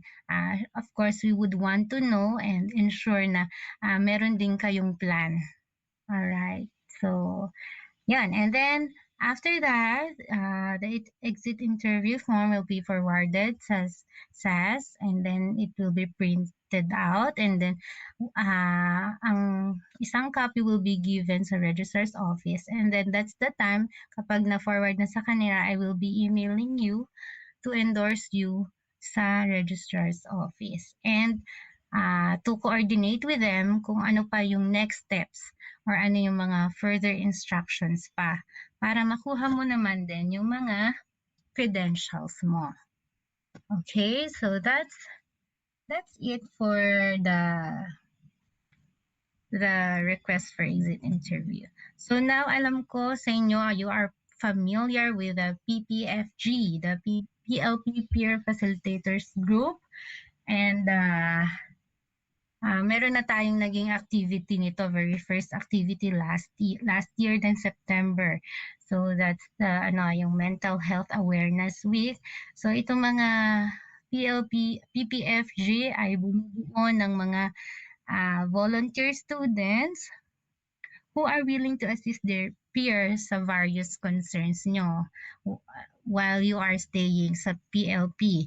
So they serve as the link between the guidance counselors and students. They also refer you or some students, yung mga ka-peers nila who need in-depth counseling or consultation. They also assist in actualizing and implementing SW or related activities. So, katulad nga ng pag-organize ng seminar, just like what we had done last year, yung mental health awareness seminar. So, yun. And again, last year nga din, we have recruited the first batch of PPFG with a total number of 13 members from different colleges. Some of them are from DSED. Okay, Filipino and English, major in Filipino and English. Meron dyan from BSA, meron din dyan from BSCS. So, meron dyan din na iba na nag-transfer. So, we are looking forward to inviting more members to join to this growing family. So, if you have a heart to help your peers, you are welcome to join them. So, just like any organization, meron siyang recruitment process. This is a good opportunity for you guys na kapag pag naging interesado kayo, ma-practice nyo or ma-expose kayo sa ganitong mga activities. Kasi ito, parang sample lang on how you will be looking yung sarili nyo kapag nag-apply kayo ng job. So, something like that kasi may recruitment process there. So, you will have to fill out application form and then may mag-i-interview sa inyo and then you will have to have an examination then and afterwards training. So, ayan. So, if you are interested, message us. Actually, yung last Monday, nakapag-present na ako sa freshman and meron na akong na-receive as of today ng application. Agad-agad. Ayan. So, you can join us too, ha? Kung merong interested sa inyo. Okay. So, ito ang bumubuo ng SWO. Of course, headed by our Marjorie P. Arce and yours nasa left and yours truly Miss Jade Ann Fierro Gaditano. And syempre ang SWO ay under din ng SAS headed by Sir Mark Latasa. So ayun, so we can expect lots of challenges during this time of pandemic, and you students aren't exempted from experiencing it too, right? So, maaaring maapektuhan yung ating academic life. and our success. But we would like to ensure na malalagpasan natin at kaya natin to together. And please know that you have someone na pwede mong lapitan kapag meron kang mga concerns. And we would be honored and privileged pa to be of help to you.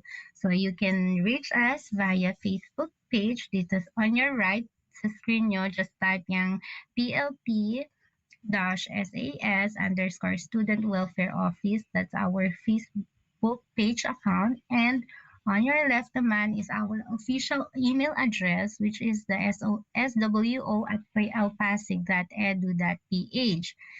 All right, so remember, PLPians, we can still be socially connected while staying apart.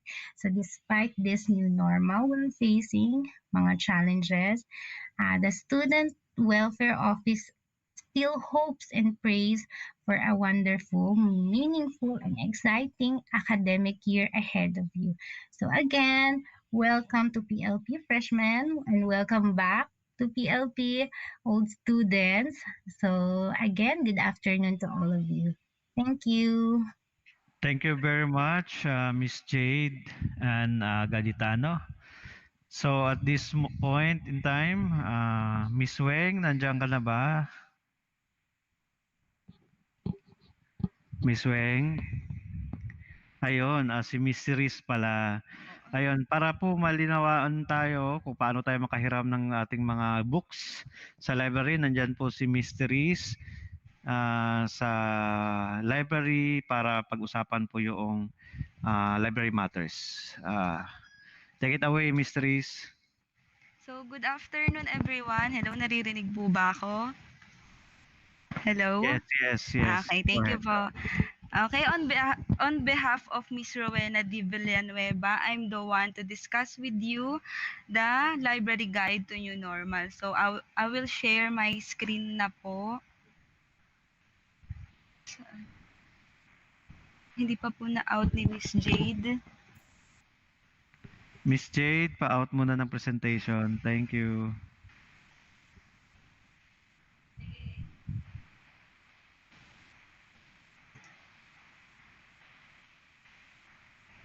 Miss Jade. Miss Jade.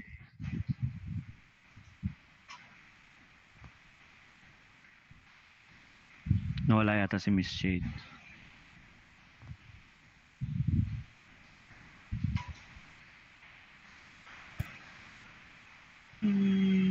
Mysteries, pwede mo take over siya actually. Sige po. I-try mong check yung yung take over. Okay po. Sige.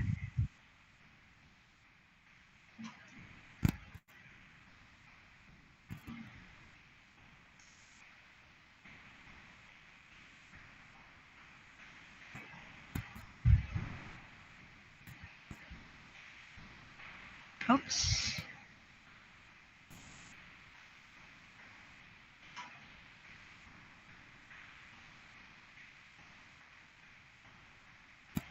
Yan. Okay, again, good afternoon everyone. By the way, I'm Ms. Teres Maria Iniado, one of your librarians at the Pamantasan ng Lungsod ng Pasig. To begin with, academic year 2020 to 21, first sem already started last September 7, 2020 and end on January 23, 2021. So there will be no physical library and no face-to-face transactions. Only library services. Our service hours is from 8 o'clock a.m. to 5 o'clock p.m. from Monday to Friday. Okay, so ano po ba yung online library services natin ngayon? So number 1, we have the remote access to e-resources. So it's already posted at our PL Pasig Library FB page. Second, online reference and research support. So ano po ba to? Since no physical library, we will scan or take pictures sa content ng book or library material. Nakikita po ba yung screen ko? Hello po? Yes, ma'am. Yes. Yes po. Okay. Thank you po. Okay, again, yung content ng book ay i-scan lang po natin or pipicturean. So for example, you need purposive communication na book, hindi natin i-scan yung buo. So per topic lang or per chapters. Why? Number one, because matagal yon kung i-scan natin yung buong libro. And second, kailangan po natin sumunod sa copyright law. Okay, third, document delivery service, electronic means. So, makakarating po sa inyo ang information through email or FB Messenger.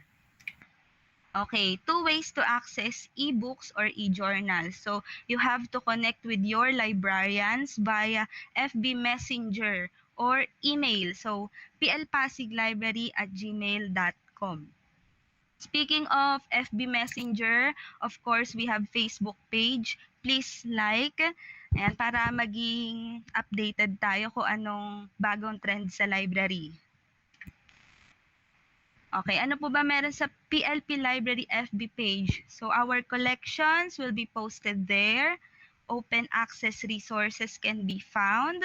Some trivias are posted too, and also information dissemination about PLP community. For our rules and regulations, okay, no library ID will be issued this semester. Very clear po yan. Next, a Google request form is already posted at our FB page. Student must answer all the needed information before we process your request. It should be the same with the record of the registrar or admissions office for verification. First come, first serve basis. So, very clear din po ito na kapag magre-request tayo ng libro, gagamit tayo ng Google request form. And yung information na ilalagay natin, dapat magba-match or same sa record ng registrar or ng admissions office. Next, when requesting for a book or any material, give us at least a day to prepare for your needs. Since we are only 3 staff,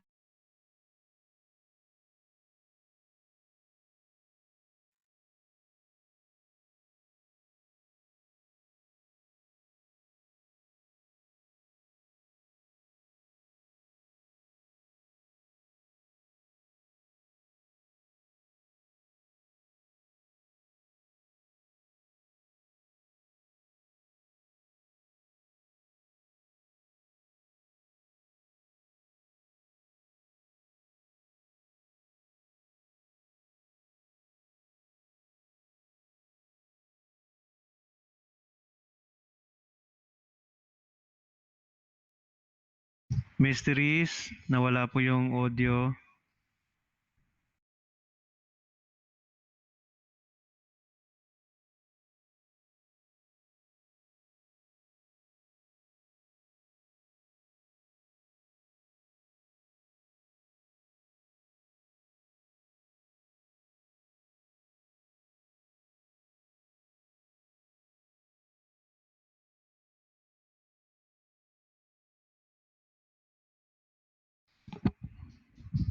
Mysteries.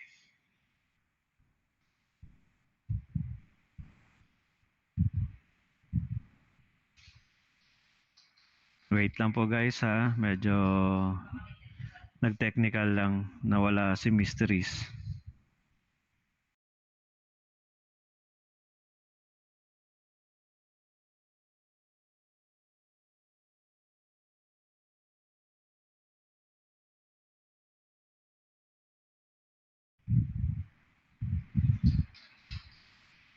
Wait lang po saglit guys ha, kasi si Mysteries po ay na-disconnect. So, let's wait just a minute.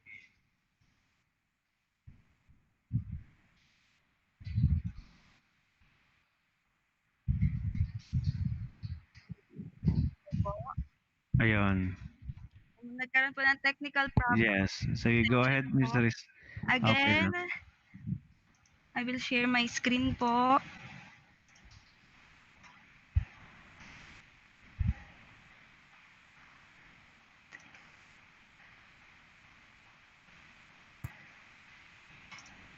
Okay, again. Hello everyone. Good afternoon ulit.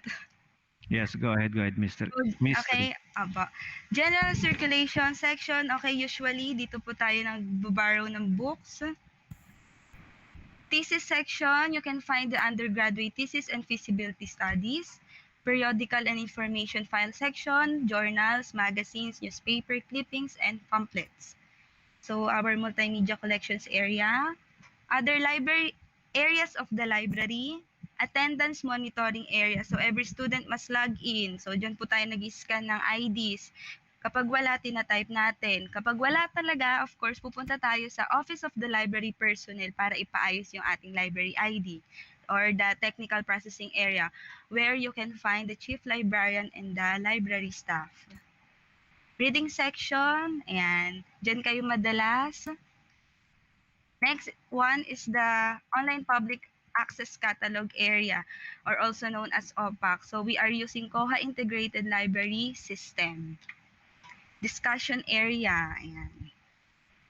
Okay, for the last part of our library orientation, I want to introduce to our registered librarians, Ms. Rowena D. Villanueva, our Acting Chief Librarian, Acquisition, Periodical, and Thesis Librarian, and yours truly, again, Ms. Therese Marie Eñado, IT, Circulation, and Technical Services Librarian.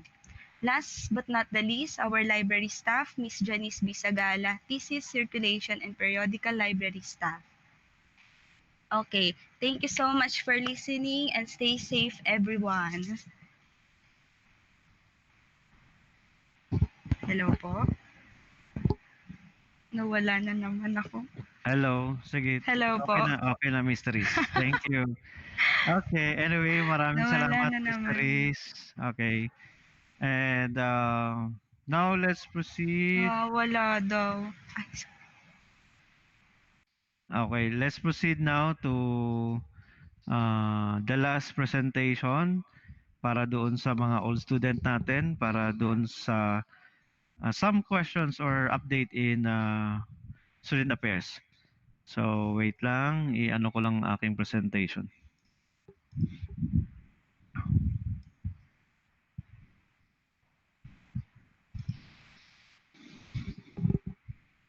Okay, so all students and to some new student na nanonood ngayon, good afternoon sa inyo. So anyway, some updates of our because of this COVID pandemic, some guidelines of SAS. COVID-19 brought interruption in all sectors of society, causing a chain reaction of impact affecting most especially the economic situation of every household and family, even the psychosocial mental well-being of everyone. So during the pandemic COVID, this set of guidelines aims to ensure that SAS will be delivered continuous with the following goals. So kahit papaano po, kahit na mayroon po tayong pandemya, tinatry po natin na may deliver ang ating mga services, okay, na maayos. And then according to that guidelines, safeguard proper balance with between right of educational institution and student right. Kaya kung mapapansin nyo po, doon sa ating group, mayroon na po yung student primer. Doon sa may mga hard copy, kung mapapansin nyo po, manipis lang po yan. Tingnan nyo po dyan sa soft copy, marami na pong mga Republic Act na pinapadagdag si CHED. Okay, para alam po natin yung ating mga rights. Enhance the quality of SAS among HEIs. So kahit nga po may pandemya sa nabanggit natin, we try to become active in terms of responding to the students' concern dahil nga hindi po natin talaga pwedeng ma-entertain face-to-face. So kahit online po, kahit papaano po. So yun nga po, humihingi lang kami ng dispensa or paumanhin dahil lahat po ng mga concerns ninyo ay hindi po namin talaga natutugunan in like for example, nagtanong kayo ngayon kaagad masasagot yon kasi nga mayroon po tayong kahit papaano hindi lang po kayo ang isang nag-email, hindi lang po kayo ang isang nagpe-Facebook. Marami po, sunod-sunod po minsan yung tanong, ang iba pareho naman ng tanong pero kailangan nating replyan. Then promote access to quality, relevant, efficient, and effective student affairs and services. So we try our best kahit na may face-to-face tayo at lalo ngayon sa panahon ng pandemya, eh tatry po natin. Okay? Ensure the welfare and holistic development of the students. Kaya nga mayroon pa rin tayong guidance, counseling. Siguro yung ibang mga activities lang hindi natin mapiperform or magagawa. Warrant system approach to the student affairs and services. Now, because of this pandemic, so nagkaroon po ng delivery, flexible delivery ang student affairs. So bawal po talaga ang face-to-face, kaya hindi po namin talaga kayo maaalaw. Okay, this is the policy of IATF and CHED na magkaroon ng face-to-face transaction with the student affairs and services under ECQ, under MECQ, and under kahit ngayon GCQ. So kaya minsan, sabi namin, i-email nyo na lang. Kung hindi man, doon na lang sa gate. Bakit? Kasi po ay policy po yan ng ating IATF. At the same time, yun po ay CHED policy. Kaya sumusunod lang din tayo. So kung mapapansin nyo po dito, ito po yung nilabas ng CHED na guidelines. Pero mapansin po ninyo bakit hanggang August 31 lang. Kasi nga expected ito, nagawa ito noong April kasi itong policy. Noong August 31, dapat tapos na yung GCQ as expected. Pero napansin naman natin na September 9 na ngayon, hindi pa rin natapos ang GCQ. So therefore, continue pa rin po ito. Bawal po yung face-to-face, blended face-to-face online, bawal po yung face-to-face doon. Ang pwede lang po doon yung online and offline. Okay? Pero pag nag-MGCQ na tayo, siguro may limited lang. Hindi na yung katulad ng normal dati na ang pipila talaga tayo, ang haba ng ating pila doon sa student affairs. Bakit? Kasi nga limited lang pag nag-MGCQ. Siguro pag wala na itong COVID, hopefully next year, pwede na po tayong 100% face-to-face. So, alam naman natin halos lahat ang opisina na under sa Student Affairs. Kaya ganito po kalaki ang ating opisina or ang department ng ating SAS. So, sana maintindihan nyo rin na hindi lang po isang opisina ang ina-entertain natin. So, ang guidance and counseling, placement and gender development, kung nasaan si Miss Jade kanina ang nagsalita about sa kanilang program. Then sa Student Development Office, under ng student activities, student organization, leadership, student council, student discipline, and student publication. Yan po ay under din ng SAS. And institutional student program and services, nandyan po yung admission natin, scholarship, food services, na kung saan ang iba dyan ay hindi po pwedeng mag-perform ngayong pandemya na to. Okay? Like for example, food services, wala po tayo, wala man tayong canteen pa. Okay, health services, wala naman tayo sa school ngayon. Multi-faith services, wala rin tayo ngayon sa school. Service for student with needs and physical and person with disability, wala rin po tayo sa school ngayon.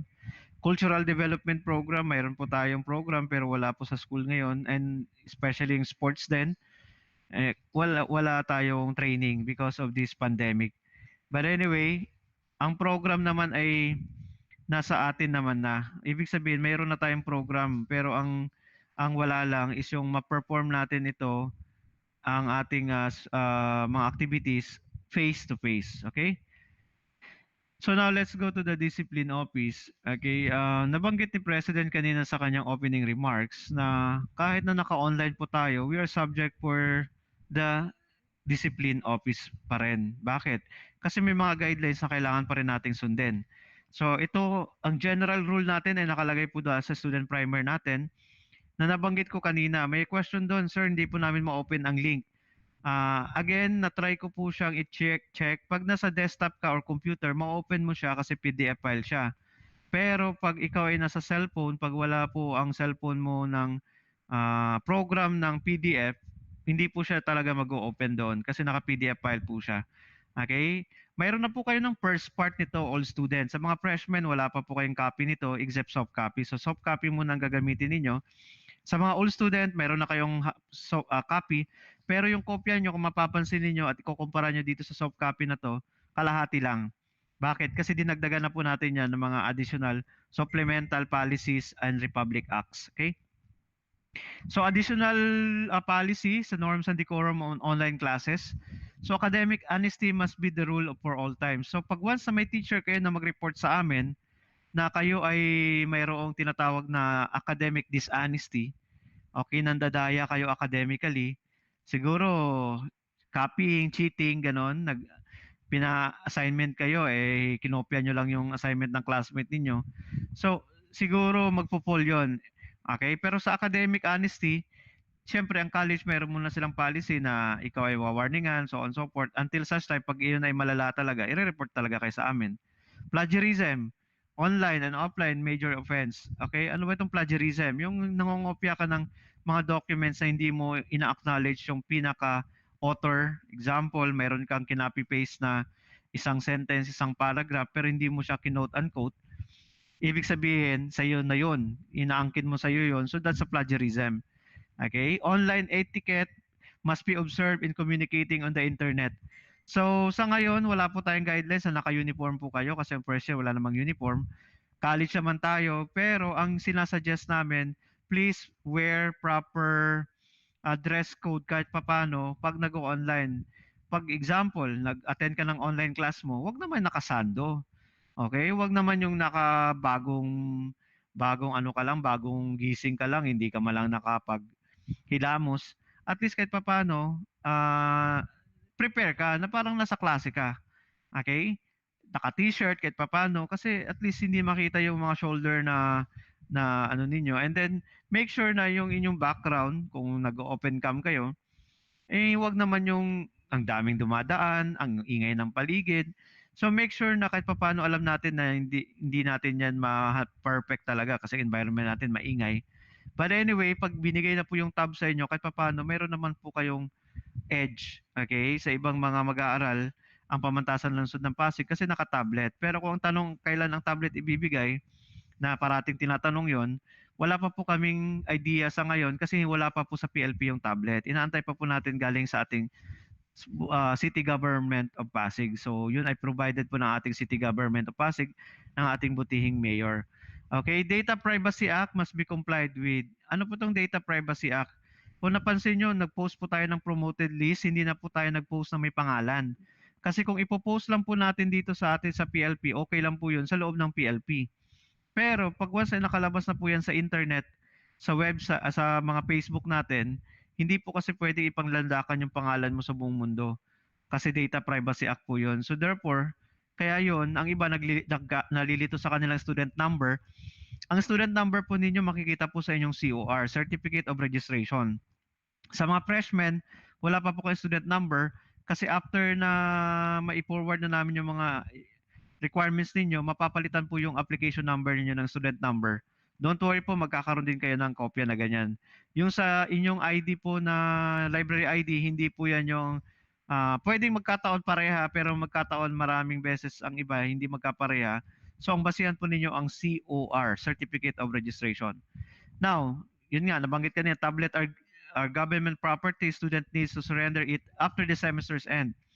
Pag nasira, syempre, wag naman ninyong isadyain na nasira yon. Papalitan nyo yon. Bakit? Kasi hindi naman yung property yan. Pero kung yan ay company example, defect, i-inform nyo kaagad si PLP para at least yan ay mapapalitan natin. Pero pag in case yan ay nawala, kailangan nyo talaga i-replace yan kasi under the COA rule, kailangan talaga yan i-turn over pag once na nasira or yan ay factory defect at kung yan ay tapos nang gamitin. Okay? So, sa minimum health standard, pag sakaling inalaw na yung limited face-to-face, para wag natin kalimutan, na pag pumasok ng PLP, kung may transaction dito at approved ng ating President's Office, please wear mask, face shield, all the time. Kasi nga, no mask, no face shield, no entry tayo. Frequently, sanitation and hand washing. So, naglalagay na po kami dito ngayon sa PLP. Hindi lang po sa lahat ng lugar pa, kundi sa area lang na parati naming pinupuntahan like opisina ng mga alcohol sanitizing na parang manual. Okay, meron din sa ating mga wall. Pero sa ngayon, hindi nyo po yan makikita kasi syempre nasa bahay po kayo or wala po tayo sa school. Avoid touching surfaces and face and strictly protocol on high-risk occupation, industry, and spaces. Ito po yung mga general rule. Pero pag once na pumasok po kayo ng PLP, kung sakaling meron kayong pinayagan kayo, so at least distance, social distancing, tinatawag natin, at least 1 meter apart. Then, eto, reconfigured classroom spaces, like kung mayroon na talaga tayong face-to-face, hindi pa ngayon siguro yan, siguro hiwalay-hiwalay muna, wala mo nang katabi dun sa classroom, pero hindi pa natin alam yan kasi wala tayong face-to-face na klase, okay? Markers in public spaces, so yan, kung saan lang pwede, one way lang. No entry in the campus if showing symptoms, like mataas yung lagnat, coughing, kung ano man yung mga sintomas, okay? So ito yung mga protocol na po dapat lang natin, nire-remind ko lang po kayo as additional health standard po ito na nakalagay po sa ating manual. Now, let's go to the Student Assistance Office. Sa Universal Access to Quality Tertiary Education, kayo po ay entitled pa rin sa free tuition fee. Pero, doon po sa magpipetition, okay? Example, bumagsak ka, gusto mo i-petition ngayon. Sa ngayon siguro, hindi ko pa alam kung papayagan yung petition ngayon, pero gusto mo i-petition, babayaran lang po ninyo yung miscellaneous, babayaran lang po ng CHED ay yung miscellaneous at saka yung units. Kung 3 units yan, 150 kung tag 50 pesos per unit. Pero hindi na po kayo magbabayad noon. Ang magbabayad po ang CHED. Pero, lagpas po noon, for example, ang tuition fee nyo po ay 10,000 per subject kasi nga nagpa-petition ka eh. Ikaw lang mag-isang estudyante o tatlo kayo, hati-hatiin nyo. Yung sobra doon, kayo na po ang magbabayad. Okay? Hindi po yun iso-shoulder ni CHED kasi nga hindi po yun kasama doon sa ating billing statement. Okay, so libre pa rin ang tuition fee, miscellaneous and laboratory fees, pero wala naman tayong laboratory ngayon. Ang may bayad lang po ay yung RLE. Sa nursing ito related learning experience. Pero again, ang mga first year, wala pa kayo nito. Sa mga higher years, wala pa siguro sa ngayon. Ang din ninyo ang magpapaliwanag sa Biyernes kung mayroon kayong RLE by this coming semester or next semester. Kasi ang alam ko, hanggat may COVID, wala munang mga RLE kasi nga, syempre, hindi pa kayo fully registered nurse. So, hindi dapat kayo na isasalang doon sa ating mga frontliners kahit kayo ay frontliners na dapat. Kaya nga lang, hindi pa kayo kasi handa. So, antayin natin ang guidelines na yan. Okay? Then, doon sa nagtanong kanina sa tertiary educational subsidy, last year kasi nagkataon na nauna kasi yung mga SUCS. Ano yung SUCS? Yung mga state universities and colleges. Kaya yung budget, syempre, hindi na po nakaabot sa atin. But this year, nag-open na po ito. Inaantay lang po natin yung inyong enrollment form. Don't worry po, maglalabas po kami ng Google form para hindi na po kayo mag-fill up dito sa school. So yung Google form po, pipilapan nyo po ng dapat tamang information. Kasi pag mali po, nire-reject ni CHED yun.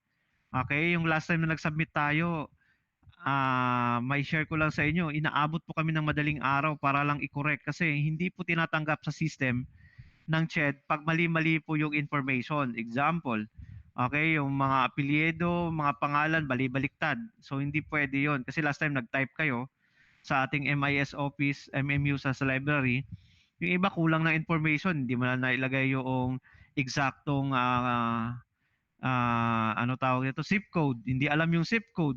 Mali yung zip code. Zip code ng Pasig siya pero taga-Taguig siya nakatira. So dapat ano yun, i-correct natin yun. Kasi pag once na may mali isa o dalawa, lahat apektado.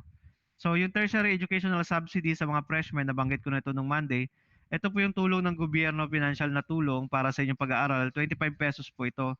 Lalo na dun sa mga household na under the DSWD. Okay? Kasi may nakalagay doon na DSWD number. Kung mayroon kayo niyan, paki-provide diyan. Pero inaantay lang po muna natin yung matapos na po yung enrollment ninyo kasi hindi po ninyo matatapos ang fill up ng Google form pag ini-request po ilang units ang kailangan. Okay? And may mga pag-uusap na i-extend ng CHED yun ang ating application para makahabol tayo. Then, yung pangatlo, student loan. Ito po ay nangyari na po ito last year, may nag-loan na po. Pero yung sa nag-loan, kung magtatanong kayo kung anong nangyari, hanggang ngayon po, nasa CHED pa rin po yung approval nun. Kahit ako man po ay nagtanong na sa kanila and sabi, nakapending pa po daw. Okay? So, hanggang ngayon, wala pa rin pa kaming information kung yun po ay na-approve na. Ang alam ko lang na isabit na natin at for processing na yun last year. Kaya nga lang naabutan tayo ng pandemic siguro. So baka yung budget ay hindi na talaga na ibigay pa sa ngayon. But anyway, let's try to pag once na open na ito ulit, pa-follow up ko po sila doon sa application natin ng student loan program. Yung isa naman sa technical vocational training, wala naman tayo niyan sa ngayon na TESDA. So ito po 'yon sa mga freshmen. Ano po yung dinidiscuss ko? Nandun po kasi kanina maliit eh. So ito po yung pre-tuition fee, miscellaneous and laboratory fee, tertiary educational subsidy worth 25,000 po yan. Pero hindi po yan kabuhayan showcase ha. Hindi po yan na ibibigay kung sakali man maging recipient ka niyan. Hindi po yan sakaling ibibigay sa iyo para magpatayo ng negosyo. And then yung student loan program, yan po ay 60,000 pesos na ipapautang. Okay, importante lang kung sino yung mangungutang, mayroon kang co-maker. Magulang mo ba, kamag-anak mo na mayroong trabaho o mayroong source of income. Anyway, kung mayroon na po itong malinaw na instruction yung TES, magpo-post po kami ng ating Google form. Inuuna lang po talaga natin ngayon yung enrollment ng freshmen kasi after po nila na sinabit sa amin yung requirements, kami po isasabit namin yung sa registrar lahat-lahat. 27 lang po nung August 27 lang sila natapos ang requirements. So short period pa lang po, ilang araw pa lang po namin nahahawakan yung requirements pero tapos na po 'yon. Yung mga kulang na lang inaantay namin. And doon sa mga freshmen na may kulang pa na requirements, okay, nabanggit ni registrar kanina medyo nag-problem ng kanyang PowerPoint. Okay, kailangan nyo masubmit yan on or before October 31 para at least wala na po kayong problem. So, ang importante sa ngayon, yung nag-submit na ng requirements na freshmen, ayun po ay ma-submit na namin sa registrar. Tapos na po kami ng evaluation noon para mabigyan na po kayo ng student number and automatic po kayo i-enroll ng registrar. Yun po kasi yung procedure natin. Kasi kung may face-to-face tayo, mabilis lang sana yan. Kayo po ang pupunta mismo, magdadala ng requirements at makukuha nyo kaagad yung registration form. Ganun po kabilis dapat yon. Kaya nga lang, ganito po ang nangyari sa pandemic. So lahat po kami lahat po tayo nag-a-adjust. And mamaya po, after this, meron po tayong parents orientation sa mga freshman student. Then sa old student, sa Friday po sa inyo. More or less po, ulitin lang namin yung some presentation para yung mga magulang ninyo ay mayroon din silang idea.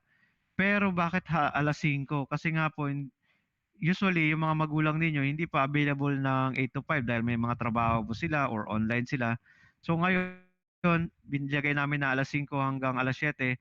Kahit po sa part namin ay ito ay lagpas na nga po sa oras pero yun po ay talagang kailangan namin para kayo naman po ay mabigyan ng information at saka yung magulang. So ito lang pakiusap kasi nga nasa Facebook Live po ang ating yung ating broadcast ng ating orientation. Kung mapapahiram niyo yung Facebook account ninyo sa magulang ninyo para mapanood ito, pwede naman. Or kung ayaw ninyo, mayroon po tayong YouTube channel, YouTube account. So yung YouTube po na link ang ibigay ninyo, okay, i-share ninyo mamaya, copy nyo lang po yung link tapos i-share nyo po dun sa mga magulang ninyo para mapanood nila sa YouTube yung mga guidelines. Okay, more or less ang mga guidelines ito para lang maintindihan nila sa freshman mamaya ang procedure, bakit ganun kahaba, na kung saan na-discuss ko na rin sa inyo ng Monday. Sa Friday naman, ang mga magulang para maintindihan nila ang procedure ngayon sa bagong tinatawag natin new normal na ito na situation. Okay? So, before I end, let me share to you these words. Think what is right, but do what is just. Because sa lahat ay pwede mo sabihin tama ang iniisip mo pero hindi naman tama sa iba. Pero kung what is just is actually not only for one person but for everyone. Okay? So anyway, may Google form po tayo. Ito po yung QR yung sa QR code po na nakalagay sa inyong screen. Okay? Papakita ko lang po sa inyo. Wait lang po Wait lang. Yung QR code na yan, okay, yung QR code na yan, magli-link po yan sa inyo dito sa inyong sa evaluation form. Now, sa ngayon po, okay, papakita ko lang po kung ilang response na po ang sa ngayon po, marami-rami na, may 675 na po 766 na ang gumamit ng QR code. Bakit po namin i-introduce itong QR code? Kasi nga para makita nyo po yung para magamit nyo po ito, matry nyo po yung QR code. Nakalink na po siya automatic doon sa ating student orientation evaluation. Okay, wala pa po kaming link na binibigay nito kasi nga tina-try namin na kung ang QR code ba ay effective doon sa inyong mas mabilis na pag-evaluate. Kaya sa ngayon, yung mga hindi pa po nakapag-present, 684 responses pa lang po. Ang IT ang pinakamalaki dito, yung ayan, yung IT ang pinakamalaki na nasa 165 na po yung nag-evaluate or magamit ng QR code. Ayan, dumadami pa po yan yung QR code. Now ngayon, si QR code po, importante yan kasi pwede natin gamitin yan sa iba nating mga responses. Okay? So, importante lang, sa ngayon, itong QR code, ayan, nakikita nyo na sa screen ninyo, tinatry po natin para at least mas madali pong accessibility.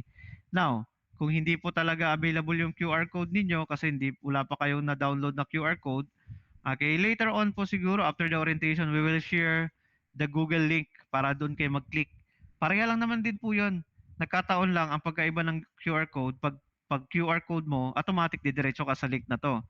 Pero yung link, pipindutin mo, ganun din naman. Kaya nga lang, we try our best na kahit papano, we can parang kumbaga makasabay tayo dun sa mga QR code na sinasabi natin para at least mapabilis po yung inyong pag-process. Kasi isang click mo lang sa QR code, automatic i-access ka na kaagad dito sa ating Google Student Orientation Evaluation. Okay? So, yun, sa ngayon, siguro i-stop ko na yung presentation. Yan. And we will have siguro yung mga katanungan, okay, na gusto nyo itanong. Itong i-evaluate po ninyo ay yung buong ano po, yung buong orientation noong sa mga freshmen nung Monday kung may nadagdag na information ngayon. So ngayon, Wednesday, yung mga college orientation po, pwede naman po niyo idagdag kung sakali. Ibig sabihin, ito naman po ay part ng university orientation lahat. Nahati-hati lang kasi hindi naman kakayanin minsan ng buong araw na naka-online tayo. Okay? Itinatry natin na ihati-hati kahit na medyo mahirap-hirap sa part namin kasi nga kung mapapansin niyo po yung schedule, ang dami po nun, sobra, 'di ba? Pero ang point lang natin is kahit papaano, may hati-hati natin kasi kung gusto mo lang panoorin ay yung sa college nyo lang kasi interesado ka doon dahil belong ka doon, then at least hindi ka masyado magsasayang ng maraming data load kasi yun lang yung papanoorin mo, ilang minuto lang. Mas magaan po kasi yung sa YouTube actually kung ano niyo. So, pwede nyo pong itatry yan para kung example, itong orientation na to, hindi masyadong isang araw. So, ito lang papanoorin mo sa ngayon, tapos later naman yung iba. So, at least kahit papano, matulungan po namin kayo na maintindihan. At pwede nyo po panoorin ito anytime kasi naka-live naman po ito ngayon. Tapos later on, naka-save naman po ito. Hindi po ito na pag natapos ang orientation, wala na po tayong idea paano natin mapapakinggan. Okay? But doon sa mga PowerPoint na gustong i-share sa ating yung sa akin na PowerPoint, nandun na po mismo yun sa student primer. Okay? Doon sa PowerPoint ni Registrar at saka sa iba, tatanungin po natin, paalam po natin sa kanila kasi yun nga po yung tinatawag natin na Data Privacy Act. Kailangan po natin yun respetuhin. Okay, so may mga ilang minuto pa tayo para matapos yung ating presentation. Sige. Yung iba po, ngayon pa lang nag-a-add ng ating member request. Okay, wag naman po masyadong atat na pag-add automatic kaagad ma-replyan. Kasi po, example ngayon, marami pong nag-a-add syempre nagsasalita pa lang ako ngayon, hindi ko pa yan ma-add sa ngayon. Later, pwede niyo man panoorin ulit yung ating presentation. Okay, so tingnan natin kung ano yung mga katanungan dyan na paano yung sa QR code. Kailangan mo muna ng ano tawag niya, application ng QR code app. Meron po yan. Try nyo pong i-search sa Google QR code. Okay, tapos i-ano po ninyo, itutok mo niyo dun sa QR code na nasa screen. Pwede nyo naman po yan ulitin mamaya. I-ano nyo lang po, i-post nyo, tapos parang ano yan, parang nag-Gcash ka ng payment kung mapapansin yon. Alam ko hindi po lahat familiar pero at least kahit papaano po masimulan natin. Okay, yung specs po ng tablet, hindi po natin pa masasabi yan kung anong specs po kasi yan po ay magagaling po sa city government. Pero tinatry po namin, ah, tinatry po namin na mas mataas syempre para hindi po para lang sa snake ang gagawin ninyo. Okay? Um, huh? Ayan, maraming salamat din sa mga nagko-comment. Yung iba talaga, ewan ko anong pinaggagawa nito. Ano yung mga kalandian ng mga pinaggagawa doon sa ano. Sa orientation, kanina pa ako nag-o-observe doon sa Facebook na orientation. Ano mga pinag-uusapan. Ang iba talaga, ano, no? Miss na talaga nila yung kanilang mga ka-schoolmate. Okay. So kahit papaano po, nagpapasalamat po tayo sa mga nasa likod po nitong live na to kasi ang naintindihan ko lang po na live pag pinindot ko yung live stream, makikita nyo na kaagad ako na ano, magba-viral na kaagad ako, yun lang naintindihan ko eh. Pero kahit papaano ito po ay napaka-techy po. Kailangan po namin ng maraming computer dito para lang mag-live sa YouTube, sa Facebook. Kaya maraming salamat po doon sa technical natin, si Sir Romeo Bawa po. Kung wala po dito, siya ngayon, hindi po natin ito magamit ang QR code. Yung live na to, baka live lang talaga sa cellphone lang talaga. Yung parang ordinaryong live lang. Kasi nga, hindi po tayo kasi sanay nito dati. Dahil sanay tayo sa face-to-face. But because of this pandemya, tinuruan po tayong maging creative at yun, magamit ang ating kakayanan para dito sa bagong teknolohiya ng dati pang nandyan na actually. Matagal na tong Facebook pero hindi natin nagagamit ang ganitong live kasi nga mahirap sa totoo lang na kahit na online pero parang stress na stress din. Ano yung third term? Yun po yung summer na tinatawag pero yung third term hindi na po yun usually natin na ang iba wala na pong third term kasi tapos na yung mga curriculum. Pero kung may mga bagsak kayo, baka pwedeng i-offer yun sa third term. Yun po yung summer term na tinatawag natin. Wala kasi tayong summer dito sa Pilipinas, kaya third term po ang term. Okay? Si Toper talaga, papa-shoutout to si Toper eh. Ganon, lahat talaga, you know. Thank you din. Okay, so siguro yung mga katanungan ninyo actually, pasensya na po kayo kung titingnan niyo po kung papakita ko po sa inyo yung aming email, nasa 300 na po mahigit. Yung ibang tanong po ay nasagot naman pero syempre kailangan pa rin namin sagutan 'yun. Okay? Yung last time nga nagtatanong kung may jacket daw. Wala muna sa ngayon kasi ano pa tayo, hindi pa tayo na ang pandemya ay ang ang pandemya ngayon ay nandyan pa so wala pa tayo sa ganong parte kasi nga unahin muna natin yung pag-aaral. Okay? So, ayan, si Topper talaga, suki ito si Topper, ano? Sheena, hindi po talaga sa inyo yung tablet kasi ano yan property ng government yan. Hindi po yan na parang binibigay na cellphone, sa'yo na. Hindi yan. Pag nawala yan, nako, babayaran yan. Liabilities yan, tawag yan. Kahit na kami po ay kung may sakali mo may tablet or laptop doon sa mga full-time faculty, pag nasira po yun, papalitan po namin yun. Pag lalong intentional, nako. Kaya mas mainam alagaan din kasi yan po ay galing sa taxes ng ating mga nanay, mga tatay. Kaya yung ating budget po ngayon na ano po natin laan dyan para at least mabigyan po tayo ng magandang kahit papaano, kahit na wala masyadong internet pero at least magandang way para matutunan po natin. Kasi ang module po pwede po dyan i-download ninyo or i-upload kasi nga isi-send nga sa inyong official email. Okay? So much with that. Alam ko marami talaga kayong mga katanungan pero let's try. May mga ilang araw pa po. Ano pa po tayo? Hindi pa po tayo tapos. May mga college orientation pa po. Reminders na lang. Bukas po o mamayang hapon, nabanggit ko yung Paris orientation. Kaya magre-ready pa po kami. Then bukas po, College of Business and Accountancy. Pwede po kayo manood ulit para this time siguro po medyo matino-tino na yung aming live stream. Di po katulad nung syempre nung mga unang araw po ay talagang hirap po kami dahil yung live stream po natin nawawala yung internet, hindi pa po namin alam kung paano siya ila-live ng ganito ka-smooth. But anyway, kung napansin niyo po, medyo okay-okay na po yung ating live stream. May mga some technicals lang. Okay? So, bukas po, College of Business and Accountancy, all student, 9 to 11 po ang inyong live stream. Sa alas 2 ng hapon naman po is ang Computer Studies, all student. Sa September 11, Friday, ito yung medyo madugo, mabigas, marami. Alas 9 hanggang alas 11 yung Engineering. Ang hapon naman po 1 to 3 education.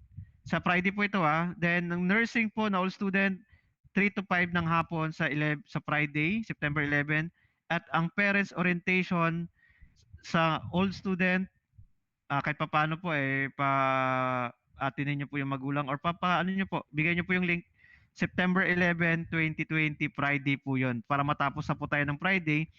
Next week po ang ating naabangan na lang ay yung mga ating enrollment kasi nag-i-start na po enrollment yung mga college. So, yung advisory po, antayin natin na ilalabas po yun mga next week para at least kahit papano, yun po ay uh, ating masusundan. But anyway, so salamat po sa lahat ng mga nakikinig at nakikibati. Pasensya na kayo, wala ako sa radyo ngayon, hindi ko kayo masya-shout out kasi orientation po ito. Okay? So, hanggang siguro sa muli, hanggang dito na lang po yung ating orientation. At siguro, yun, hanggang sabi daw dito, sir, akala po namin kapag computer related ang laptop course. Ang alam ko po yung tab, kaya po mag-program yata yon. Yun yung specs na pinapaano namin sa mga IT. Okay? Hindi po kaya ng laptop. Sobrang mahal po kasi ng laptop. Yung tab, kaya yata yung specs. So, ayun. Ayun, naka-live na ako ulit. Subscribe. Okay? Here, okay, sa ating sa ating scan sa ating QR code, okay, dito sa ating QR code sa baba na to. And then sa ating YouTube channel, paki-subscribe po para at least makikita nyo po or pag once na may mga updates tayo, madali nyo pong ma-access yung ating YouTube channel. Okay? So hanggang sa muli, maraming salamat po sa pakikinig. Time check is 3:42 ng hapon. So sa lahat po ng speakers natin, sa ating president, sa ating councilor, sa ating university registrar, sa ating librarian at saka sa ating guidance counselor, magandang hapon po. Ako po ulit si Mark Anthony Lataza. Nag-iwan sa inyo ng magandang hapon. Keep safe. God bless and hope to see you around pag once na may face-to-face na po.